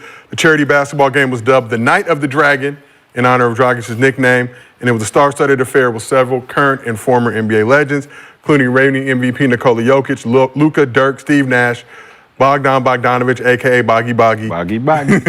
Luis Scola, Boban, Robin Lopez, and even Dragic's former Miami Heat teammate Chris Bosh. Oh, okay, Chris Bosh. Okay, Chris- find the name somebody. I named the MVP. Damn. So Bosh playing the game and scored his first point since retiring in 2016. Obviously, he was super excited about it. Looking good out there. Jokic showed off some of that well-documented European athleticism, throwing himself an alley-oop off the backboard, getting some maximum airtime. And Luka had NBA Twitter wondering if he put on some weight after leading a slow break with some questionable footwork for a layup. Some people were speculating he looked like he was 280 pounds. That's not reality. Other videos surfaced that showed Luka looked to be healthy and in game shape. So Dragic played 15 seasons in the league, most notably with the Suns and Heat, ending his career with the Bucks in 2023. He was a one-time All-Star and one-time All-NBA selection, as well as a FIBA Eurobasket MVP. So how cool is it to see the turnout of NBA and international legends for Goran Dragic's farewell game? It's very dope to me. Pulling up to Slovenia, mind you. It's very dope to me, just showing how big the game is growing over there, for their culture, their country. Congratulations to him and, just their whole, where the game is going for them. I'm sure some kid in there, some 15, 16-year-old, 14-year-old kid that wants to be next. So it's good to see them do that for their country. For him. Rashad, for you, how cool was it to see the turnout for the Night of the Dragon? Euros doing what Euros do, man. What is that? Playing together as a team. Trying to get it right. Chris Bosh know what it is. High IQ. Come on, Chris. Come on, make a comeback. There? What? He was the only American. Who, Bosh? No, I Robert think Lopez. Lopez. Oh, was Robot. there. I didn't hear you say that. Josh Richardson was there. Who? Josh Richardson. Richardson. He played with Dragic in Miami. Yep. Yeah, Miami. So, I like that. That's cool.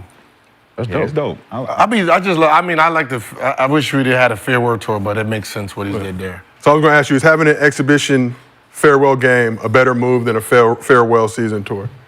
Just like we'll have one game, summertime, y'all Yeah. pull up, support. Getting some the fans farewell in can't the NBA is just Yeah, like you gotta- you're you gotta top be- of the yeah, you gotta be here. the next one we'll probably get is LeBron, LeBron and Steph. Will it be? maybe Steph. No, Steph for sure. Yeah. Okay. I'm just saying for the next one, Okay. you got LeBron, Steph, KD all getting up there in the LeBron and Steph for sure. They're gonna have to move their shit. They're gonna have to. They're gonna have to all right, you get you doing this year, I'll go next year. Yeah.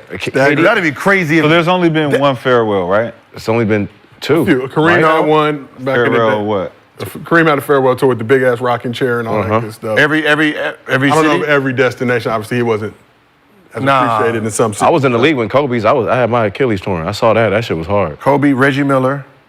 Reggie had a Reggie Miller had one. Yeah, Reggie had a farewell tour. Huh. Right, this is my last year, right? Okay, Reggie. Wait. Every team Right, bow down to Reggie. right. Didn't I think he was hurt a lot too, though. he was hurt a That lot? was But that he did year go after every the city. brawl. It was the year after the brawl. Huh? The year A after. year after the ball, he said, "This is my last season." Damn, he ain't even win. If I found that out, then a lot of people should be able to get one there. They still owe Melo his, so we ain't forgotten. No, it just because most of those guys didn't know they were going to retire for the most part. But there's only a few people in history that Did Dirk get one? No. MJ get MJ. Dirk didn't do one. I don't know if MJ did the nine. I don't think MJ did. I don't think MJ said he was retiring. Well, his Right, last game in Philly, I think his last game was just in Philly. No, right? what I'm Against saying the is that Sixers, MJ, when the Last Dance, did MJ say he was retiring? Yeah. In the Last Dance? Yeah, because he was driving. It was going to the gym, and he was. No, I saying know it. what he was saying that, but did he publicly say he was retiring? Before the I don't season know. started, Yeah. No, he didn't. I don't know. Nah. So I don't know. I don't think anybody knew that was his. If Phil leaves, Yeah. I won't play for another coach. So people had to hold out hope. Oh, so it was. Yeah. And he never came back after that. Yeah. But That's so right. yeah, That's right. Yeah. So he kind of just. because nobody did. They didn't think it was gonna happen. because they didn't think Phil was gonna. That would have been nuts though if he would have won. Got a farewell that last year he won it. Yeah. Up to 6. Oh man. So only. So basically, Off Russell, off that push. Yeah. and somebody said Dr. J. I don't know. I wasn't. I don't Dr. know. J may, yeah, he was old though. Dr. J Think may. KD get one? Question mark. Some of them, but will KD say this is my last year? Like, some of them guys is not gonna. I mean, Paul Pierce kind of had one, What? right? What? It was kind of. You remember Draymond Green was like, "They don't love you here." You remember he was. He had the that's what opposite of a Yeah. It was this farewell. Yeah, thought you was he told everybody it was his last year. Chasing that Everybody was farewell like, Like all right. I guess a farewell tour. You still got to be kind of like that dude a little bit. Yeah, like you Kobe was. have to be him. Like you still got to be kind of good still to really have a good farewell tour. 20 a game. Yeah. I mean, Kobe ended it with 60. That's what I'm saying. Like, that's what I'm saying. Kobe, like Reggie Miller was coming in and out. Like, he wasn't. Like, if LeBron says, this is my last year, he's going to have a farewell tour because he's going to be averaging 20-something. That's what you playing 4 fucking minutes and the crowd's come in. Vince had one? Yeah, he was going to have one, yeah. but it was COVID. Right? I'm sorry. But hold on. First, But you know that's a horrible. Hold on. horrible. We get to that time. That's a horrible farewell tour. About 1:30. Yeah, It's about that time, Mr. B. I don't like what's being told. It's a horrible. What's being said right now. It's a horrible farewell tour when you ain't played all game, but the crowd cheering you on, and you sitting there doing this. Like UD had a farewell? Like, come on, man. Man. This farewell You being shit. treated This like that little farewell. special ed So kid on Kobe the end of really the the bench. only one that really had one. Yeah. Yes. Yeah. That we've seen. I think we should keep it that way. Kobe's the only one that had. I think we should fucking keep it that way. Hey, bro. Everybody else can move the fuck around. Hey, Well, Everybody else can move the fuck around. Hey, bro, I'll be honest, bro. After the story that Gil told us about Bron trying to, what did he say, get rid of the 23 or what, have people? I didn't tell you that. It was mine. It was my story. Oh, it was your story? Make people forget. Oh, my bad. Yeah, Forget the number 23. Well, yeah, forget the. Come on, bro. You got to roll with it. You can't. Like, that's killer. But there's still 24. Right, but You can forget 23. You ain't never gonna forget 24. huh? No, I'm just saying the hate towards Bron. It's like, bro, after hearing that story, he's on a different mission. What kind of hate? You know what I've noticed? What kind of hate? What kind of hate you talking about? No. You know what's being noticed here when it comes to greatness? What is it, Gil? When Jordan was trying to be the best, who was his competition? Who was he looking at? Magic. Wilt? Magic, Wilt, and all of them. Dr. I don't J, think he was perhaps. looking Dr. J. Bird right? Magic. I don't know if he was paying attention to Bird and Magic at that time, right? When he was getting into his own because he was retiring. When Kobe was coming in for his greatness, who was he looking at? Kareem. Jordan. Kareem. No. Jordan. No, Kobe. He was going into his greatness. Yeah, he was trying to be better than Jordan, right? When LeBron, it was Kobe then Jordan, but he, from an early age, he's looking at Jordan. The people who are going after the GOAT, they not looking at their peers. They're chasing someone who's done. That's what's pushing them. That's why they not falling off. Because the person that they're chasing has already been a statue, right? I'm looking at, there's no fall off to Jordan. There was no fall off to Kobe when it came. I'm looking at these people right here. So every year, every summer, I'm not trying to be the best nigga in the league. Who's going to be the best player? Right. I'm looking for something that's way greater than that. Another level, yeah. Right, so that goes for just people who's looking at trying to be the great. Yeah. The people who are chasing it, they're chasing somebody that's not even in their time. Yes, Like if you ask Mayweather, yo, who are you chasing? He ain't gonna name somebody that's in his realm. He's gonna name somebody who had some type of record that he's not gonna fall off. So I get to chase it year after you know what I mean? I think Kobe was chasing that fifth. Chasing that second three-peat. Yeah. If he's chasing championship. Trying to get to the because sixth. He knows where the championship conversation lies between him and the guy he's being compared to. Michael Jordan, yeah. LeBron is, to me, he was chasing Kareem because that's the all-time points leader. That's, I mean, but once he got close to that, but for the most part, he's chasing the legacy. The legacy that these guys are chasing is so apex that they're not even in real time with the rest of their fellow players. For sure. Yeah. For sure. And that's, you know what I mean? For sure. And Like, I'm not competing with. I'm not competing with LeBron, y'all. I'm competing with KD or I'm not Steph. competing with y'all, man. I'm I'm trying to get- chasing Kobe and Mike. I'm Like trying to get. even with Steph right now, it's like if you think you're number two, you only chasing, there's only one person. Right. That's fair. Any young kid that's coming in, fuck being the best point guard in the game today.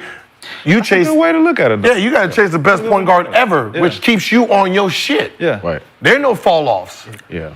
Yeah, but we got to stop this farewell stuff. And before we proceed, And there's only been one. the chat pointed out D Wade had a farewell tour as well. So, Oh, he did? Yeah. When he was in. Chicago? Chicago. Wait, he went back. wait, he. Remember back Oh, to he went Miami. back to Miami. Yeah, he So, did. wait, so a farewell is when every city give it For the most give part. props, right? Yeah. Okay. Some cities Stand are up. haters that Thank may you- not thank you for acknowledge, but for everything. the most part, every time you pull up, here's a special trinket or gift. Like in today's Yeah, like game, if you didn't win the NBA trophy, I don't think you should. like get a NBA, like today, like AI would have had a great farewell tour if he. That would have been hard. Everybody would have been in do-rags. If everybody would have. said do-rags? Do-rags and big That'd have tees. been dope. Been hard. What? I mean, White everybody kids out there wearing painting. do-rags at the game. See, Magic came back, but he didn't say that. He didn't. The '95. He didn't come back as his farewell. Nah, he kind of just Just kind of bowed out. Did he become a coach? Yeah. See, that's the thing. It's like most guys just bow out. They don't go into it like, this is my last year. Yeah. Like Tim Duncan didn't have a farewell either. Like Kareem got gifts everywhere he went. Oh, he did? Some New York, he got a silver apple from Tiffany's. Detroit gave him a portrait. Philadelphia gave him a portable telephone and a CD player. Indiana gave him a flute, saxophone, and portrait. Milwaukee gave him a Harley Davidson. Indiana gave him a flute, saxophone, and a portrait. Milwaukee gave him a Harley Davidson motorcycle and a portrait. That's a farewell tour. Cleveland gave him an Iranian carpet and conga drums. New Jersey gave him a VCR and a Lennox bowl. A VCR? Boston gave him a piece of the Boston Garden floor. Nigga, I do not want this. I mean, shit, he won. I mean, shit, yeah. Beat y'all last two? Utah gave him a 1886 Winchester rifle and cowboy boots. Hey, Utah. They got some fire gifts. I mean, back then. The Clippers That gave him VCR. a surfboard, wetsuit, and beach umbrella. Yo.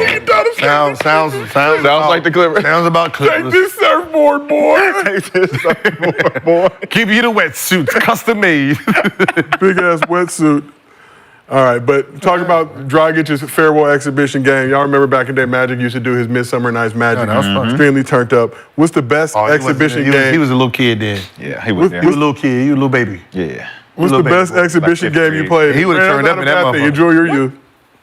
What's the best exhibition game that you played in? It'd probably all been, besides, I was old enough, Magic, the Magic game. But for the most part, it'd be that lockout year. At DC versus LA. Yeah, it'd probably been a lockout year. In Long Beach or in Both. DC? Oh, y'all played back-to-back? Yeah, we played them in Long Beach and we played them in DC. So they played DC first, and then they played Long Beach a couple months later. Did they use Baltimore dudes? They were very They used mixed. cousins. They had like mixed guys. They came like Ty Lawson, John Wall, like Boogie, like they was KD, like they was lit. Yeah. Where's Boogie from? I believe Alabama. If I'm Alabama. not mistaken. See, They brought you the cheap. But he was boys with John Wall. Brought him through. I gotta say, the Carolina alumni game, Okay. lit. Absolutely. Like 2011, I think. Okay. You giving buckets? Lockout? No, I was trying out. All right. George Carl was the motherfucking coach. Telling me I'm trying out for the fucking Denver Nuggets while I'm at an All-Star game. Man, I played an expedition game. Yeah, The that lock- type of shit I was going through in free agency. I had 81 in the expedition game in Long Beach City College I did.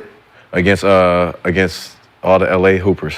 Really? Yeah, all the good LA Hoopers that was in the game. Who was in the 81, game, like- Brandon, that you gave 81? I think You had a Kobe? I think Pooh put it on. I think it was Pooh, like that whole Pooh and everybody. Pooh and all them, like, yeah. like all them, yeah. 81 lockout against all them Westchester cats. That's 2011, huh? Yeah, Yeah. 81. I did the Katrina one. That was probably the biggest one I did was like 2005 Houston hurricane relief game at the Toyota Center. Yeah, we actually have some video of that game. You and T-Mac went at it, but here's a list of the players that pulled up. Oh, shit. And some of these guys were already known to be, but I think like LeBron and Kobe and them, were established, but then a bunch of y'all just kind of came through, pulled up last minute, went out there. Gil, this is some highlights of you in the game. Hey, Gilbert. Jelly. That motherfucker could stay in front of me. They had to watch out. With the TNT graphics, fortunately, the next basket did not go in, so we had to Good, cut good. that. Wait. Yeah, Because I yeah. hit 2 threes back to back. It looked like one. Oh. It looked like No, I hit 2. Because he hit 3. Apollo fucking up in the back. I'm fucking up the back. They cut Y'all it see out. that? Y'all see that hezzy? Hey, y'all see that hezzy? There ain't no goddamn 80, 90 players standing in front of that hezzy. That was. Watch out. Watch out. Foul him. Got that from DC. Watch out. Woo. I would have shook the fuck out you with that hezzy. Stop playing. You heard what Nick told you. Yeah, that was before the injury. We talking about right there. 2005. It's coming Hey, down. that's prime Gil. Hey, Huh? show. You saying prime That Gil? was 2005. That wasn't even him yet. Go ahead and show him the quickness of it. Can we see Gil's clip from the 2005? I'll be honest with y'all. I'm not scared of none of y'all LA Hoopers. I feel like I'm better than all y'all. Brandon, every single LA Hooper? Every single one. Baron Davis? I just got hurt.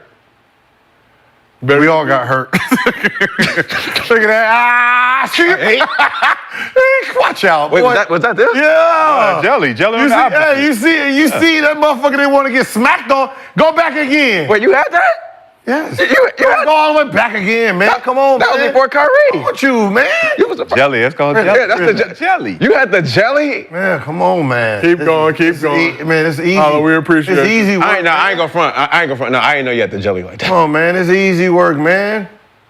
I mean, okay, that's Jermaine O'Neal, so you definitely. Oh, that 1, 2. Oh, Ooh, come on, man. Yeah. Hey. Oh, man, lay. But look at the shorts, though, dog. We couldn't go between the legs. Look at the short. We could go 2005, between the legs. yes. 6XL. Was that Ty Lawson? Nah, he wouldn't. Who was that? Is that Melo? Yep. That is Melo. Mellow. You can tell by that run. This was high def. See, I can tell this too, because I didn't have my signature shoe yet. No. KG, a lot of legends played in that game, but that was and you guys are all playing in your NBA uniforms, NBA sanctioned event. Yeah, that's what I said. It was cool. That was fun. Fun time. Shout out Damon to Jones on the court? Yeah, but that lockout shit was LeBron. crazy. Huh? That lockout year was Expedition Yeah. Games. I think I went to one in Orlando too, where I jumped off the trampoline over there.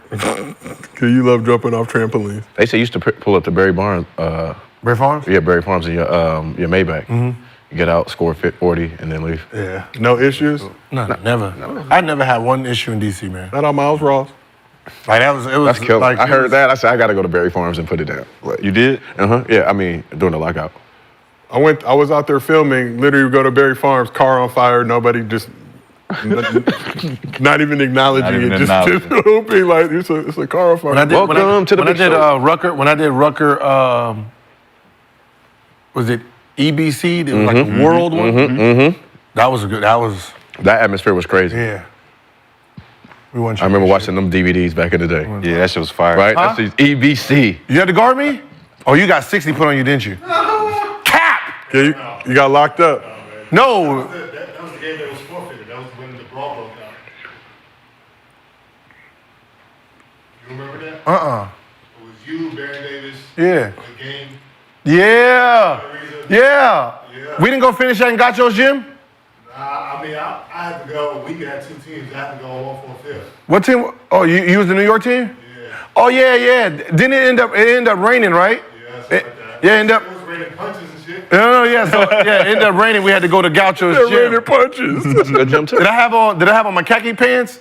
I don't know. Oh. I can't remember. That's a, You can't get cooked by it. I'll say Gato Gym's a good gym too. Everybody walking over. So that same game, it ended up raining. It ended up raining, and then we had to move it and go to Gaucho's gym. Indoors. And That's the one thing about New York I finished I with love. 60 that game. You used to one be thing- Looking for you. You used to be in New York. Yeah, I was looking You for used to be in you. New York, huh? Huh? You used to be in New York. Nah, that was the only time. Oh, that was just that one time. It was You just just the one played time. everywhere when you went up Yeah. there. Okay. That's But dope. that was a crazy atmosphere. So let's talk about Luka and Jokic a little bit. The Jokic and Luka bromance added another chapter during Goran Dragic's Night of the Dragon celebrity game. The pair were teammates on Luka's squad for the game. Usual messing around with each other and kikiing. Joker pouring water on Luka's head while they were both sitting on the bench and hit him on the head with a bottle. Do they speak the same language? Shit. I'm pretty sure. Yeah. I mean, you know them. They all speak like 4 or 5 they like languages. Yeah. What I'm saying is they all speak about 4 different languages. So yeah, I'm pretty They sure. fucking. You don't know if until you're Euro, you gonna understand. We all speak the same language. Ciao. Everybody say ciao. We. Wow, ciao. We. Bishkumantika. So on the eve of the game, Dirk Nowitzki had this to say about a potential Luka and Joker partnership in the league. He said, I hope that would be in Dallas. I'm not sure if they will ever happen, but obviously both are 2 of the best players in the world, if not the best players in the world. Thoughts on Dirk saying they're the 2 best players in the world. Good, do you agree with that? At this point in time, I mean, Joker and Luka, okay. who's stopping them?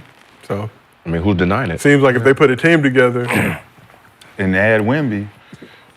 Wemby ain't leaving Spurs. but Jokic has previously said that he would love to play with Luka, but it would have to be with the Nuggets, saying hopefully Luka gets pissed off enough with the Mavs to make that move. But how scary would a Jokic-Luka duo be in the league? Scary hours. It's like a Jamal Murray that can post up and is 4 inches taller. Unstoppable? Yeah. Instead of that pick and roll, we can drop them. We can Around them. we can do whatever. Depends on who's around them, though. Do they need anybody around them? Would Yeah. defense be an issue with that squad? Yes. Yeah. That's what I said. Depends on who's around them. Yeah. So are you gonna put Jokic at the 5? Or at the 4? I don't know, because the pick and roll is not the same as it is with Murray. Because Murray he's doing a pick and roll to create that space For himself. to throw back, and then he gets the pump fake. This one, you're just gonna switch, and then Luka's gonna dance. So even if he passes it back to Jokic, Jokic has his man on him. Why would you switch? I mean, you can go under. I mean, it don't matter. It's not the same, right? He's not like Luka does a pick and roll to switch to get a bigger guy on him. Murray's doing a pick and roll to go. So I'm going here now. If you hang on too late, I'm throwing it back to Jokic. Jokic's gonna pump fake, do what he's gonna dance. So it's a different pick and roll. So it's hard to really say what it would look out as. I mean, just them being, you know what I mean? Them being on the floor together, yeah. I mean, it's gonna create danger, but they do the same thing. I'd rather have 2 guys do the same thing. And let them figure it out. Figure it out. Yeah, Yeah, let them yeah. figure it out. You 2 motherfuckers figure it out. But we never seen them in a serious atmosphere to see what they would look like together. Because the All-Star game ain't enough. No, because it's just bullshitting around. So Okay. So just looking around the league, which 2 players would make the most lethal duo in the league currently? Which 2 current NBA players, if they teamed up, will make the most lethal duo in the league? Yeah, you already know. You already know. Curry, Braun, Ladera High Step. Curry, Braun, KD, Braun. I thought I like all 3. I thought you was gonna say AD Brown. I was about to say. I like all 3 just for as a fan, as a fan of the game. KD Bron. KD and Bron Braun. and Bronny. And Steph. Steph and Braun. All 3. Just go out and just end it the right On way. the Knicks. Yeah, just all end it out the right way. All right, let's besides those 2, let's go outside of just them 2 niggas. Let's speak everybody else. With 2 players that currently aren't on the same team would be the most lethal duo in the league if they joined forces. I like that Trae Young and Wemby. I like Wemby Ant-Man. Wemby Ant-Man. You don't think he's too selfish?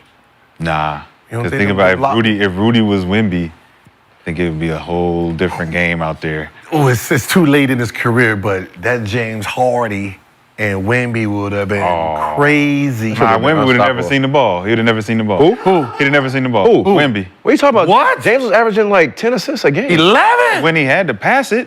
No, what do you mean? I'm Wemby. I'm not about to sit here and watch you dribble the ball 100 No, times. not then. Remember, it was just the pick and roll. He made Capella. The nigga signed Capella, thought Capella was. I'm about to say, Woo! Capella got Yeah, paid. but I'm Wemby. I got way more than that. I'm not just No, to but catch them- the ball and dunk it. Give me on, the them fucking ball. Nah, man. them pick- Get off the ball. Them lobs and them, that shit would have been crazy. So y'all said Trae and Wemby. What about John Wemby? See, I don't know, I don't know if Josh's lob package, we know, we don't know his lob. He gets the lob thrown to him. We don't know if he can dish him back off. That's very different. Somebody in the chat also said John Zion. Wouldn't mind it. Bronny and Wemby. Bronny and Wemby would be a dangerous. Just give it 3 years. 4 years. After you develop. And just come on Okay, now. let's take Wemby out of it now. Let's go. Take Wemby out of it. Let's go. Who? Let's put one of these 2 young ones. Shout out to Willie Anderson in the chat said LaMelo and Wemby. Help you, That's fire. LaMelo. That's fire. I guess anybody who can throw a lob would be would be crazy for Wemby. Simple criteria. I mean, because you got so many duos that's already on teams together. I know. Well, who's a better Let's match? get gritty. Yeah, who's a better match? It's like who you match with Embiid that makes sense. That did, The like guy- Maxey already yeah, the makes guy sense held for him. It's like Dame and Giannis. It's like, well, who would you trade in that scenario to make I can Giannis see look a a little Steph and bit? Giannis. Obviously, there's been Yeah, rumbling. that's a different. I'm definitely doing that. ASAP. Giannis potentially Yeah, that'd be a going to better the Warriors or one. something. That'd be because Steph don't need what Dame needs. It's two different. Kyrie and Embiid. See, Dame need to be with a Jokic. Oh yeah. That's who Dame. He's that. Yeah. Jokic needs that. He give him yeah. the ball a It's lot. Those, it's those oh two. yeah, that would be a great fit. That would be a great fit. Brandon, who you got? I don't know. Paulo and Aaron Gordon. Damn. No, I'm just playing. All right. Internet did not appreciate that comp, but that's neither here nor there.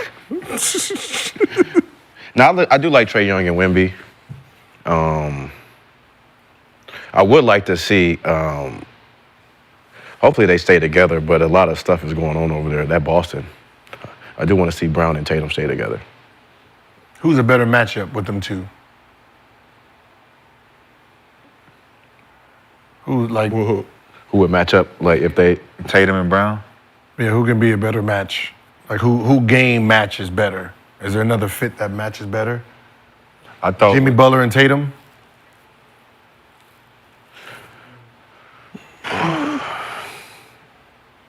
I mean, PG and Jimmy Butler. PG and Jimmy Butler. Yeah, that's a good one. PG. It's like just you know you Jimmy try to Butler and Ant. Kawhi and Ant.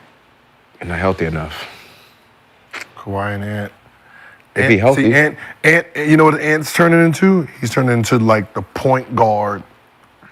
Like he's turning into like that point guard guy where the point guard needs to be somebody who can just flat out shoot and do all that. Yeah, move around. Let me do my thing. I can. Yeah. It's difficult. That's Anthony Edwards and D. I know D back Book. I know What back about in the D day I Book? wish D Book. D Book still out there? Yeah. You could tag him. Somebody with said somebody. JT and D Book. JT D Book.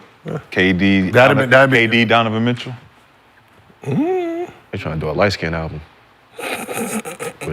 with Tatum and Book.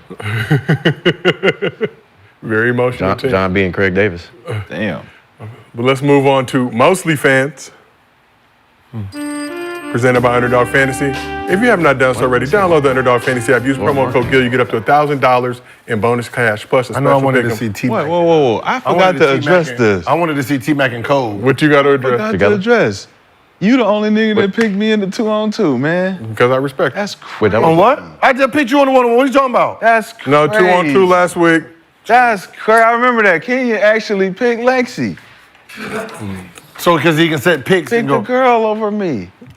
No, I picked you. A woman. You picked him first. And then I said the you rule- realized who's And then, the and then I, mismatch. yeah, then I realized because I was like, well, because I need somebody to score because I ain't gonna be able to do shit. I'm a scorer. Won a Give whole me the rock. I'm a championship scorer. with Kenya. He picked Lexi. That, Like, Let's do a higher who Lexi lower. You gonna talking about guard? he picked you by default? By default? No. For sure. First But at least he did it. At least he First could have picked choice. Swaggy. I respect- could have not been picked. I respect coulda the dream not been killer. picked. I'm not big as swaggy. But I'm picking Swaggy. That nigga just I'm like me. picking He Swaggy. just like me. So my answer is Swag. oh, I like Me and that Swag. combo. That ain't nothing. Huh? Who you gonna guard? It don't matter. It do matter. Y'all might not get the ball. You gotta 'Cause guard. you guys gotta somebody. play defense. You gotta guard somebody. That's fine. I'm gonna make sure we get to the. I'm gonna make sure I score. I can guard swag. That's fine. He can't move. And whatever. So if we get the ball first, you're dead. No, I'm not. Because you're not guarding nobody. We're not. We're not dead. You're not guarding nobody. We're not dead. All right, well, our first question from Dame and Jimmy Butler. our underdog user, Zadarian. More likely to happen this season. Celtics are back-to-back champs, or Thunder make a deep playoff run. More likely to happen. Like Western Conference Finals. That I would classify that as deep. SG, I say Thunder. Thunder. Yeah. You're not rolling with your former team anymore. Nah, they're not running it back. Okay. Who Yeah. did Thunder get? Isaiah Hartenstein, Caruso. Alex Caruso. Some good pieces. In the West, Western Conference Finals. Got rid of who? Oh, got rid of Giddy? The Giddler, as the kids know. I like Giddy better. I do too. I'm gonna go with Boston then. Boston back-to-back champs over the Thunder making a deep playoff run. You think that Thunder run was Fugazi? Yeah? I don't think it was Fugazi. I just think that Denver being back, Ant-Man got a taste of gold and he's coming back, right? Phoenix. Dallas, Phoenix being healthy. Ja. I'm not worried about them. Sacramento, right? We got to see what they look like, but adding DeMar just fucking enhances your half-court ability. Now you got 4 people. Damn, you got 4 people who can play half-court. What do you think this Thunder squad, I think the youngest squad to be a top seed in the West in NBA history, now a year older, more experienced, more advanced, with the addition of a all defensive level player in Caruso, strong big body, and Hartenstein to address some of the needs they had at the center position, is not better comparatively to Nuggets adding Westbrook? It is because They still gonna it need moves another Chet year, to though. the 4 too. Yeah, They still gonna need another year though. I don't think they improved enough to outweigh everybody being healthy. Okay. So I'd rather go with Boston because Boston was dominating while everybody was fresh. Okay. I'm rolling. Fair. Yeah. During the season, the regular season. Oh. Nah, it was a lot of injuries last year. Yeah, The reason for dominating was because a lot. Jimmy was hurt. Bucks was hurt because we lost our coach, so we was hurt. Yeah. But y'all was still second place. Jimmy. We were hurt. The Bucks. Still second. The Sixers. The Knicks. Still all of them was down. Before any of them got hurt, Philly was Boston up. Philly was there. Philly was never won. It was tied. Philly was It was going back and forth. No. Philly and Boston was going back and forth. It was going back and No forth. Embiid. All right. And then what? Bucks was third. No, Bucks was Bucks second. Philly second was for a lot third. of the season, and the Knicks creeped on the come up. Okay, there you go. 1, 2, 3. Knicks also with injured injuries. as well. 1, 2, 3 with injuries. Knicks also everybody was dealing with healthy injuries. when Embiid was healthy, and what's the name? It was 1, Bucks 2, Philly was 3. But all those then it teams started- dealt with injury issues. Just pointing that out. But we'll move on to our next question from underdog user Bongzilla. Underdog user Bongzilla. If you were to replace Adam Silver, what rules or changes would you implement? So you get to be NBA commissioner. What rules or changes would you implement?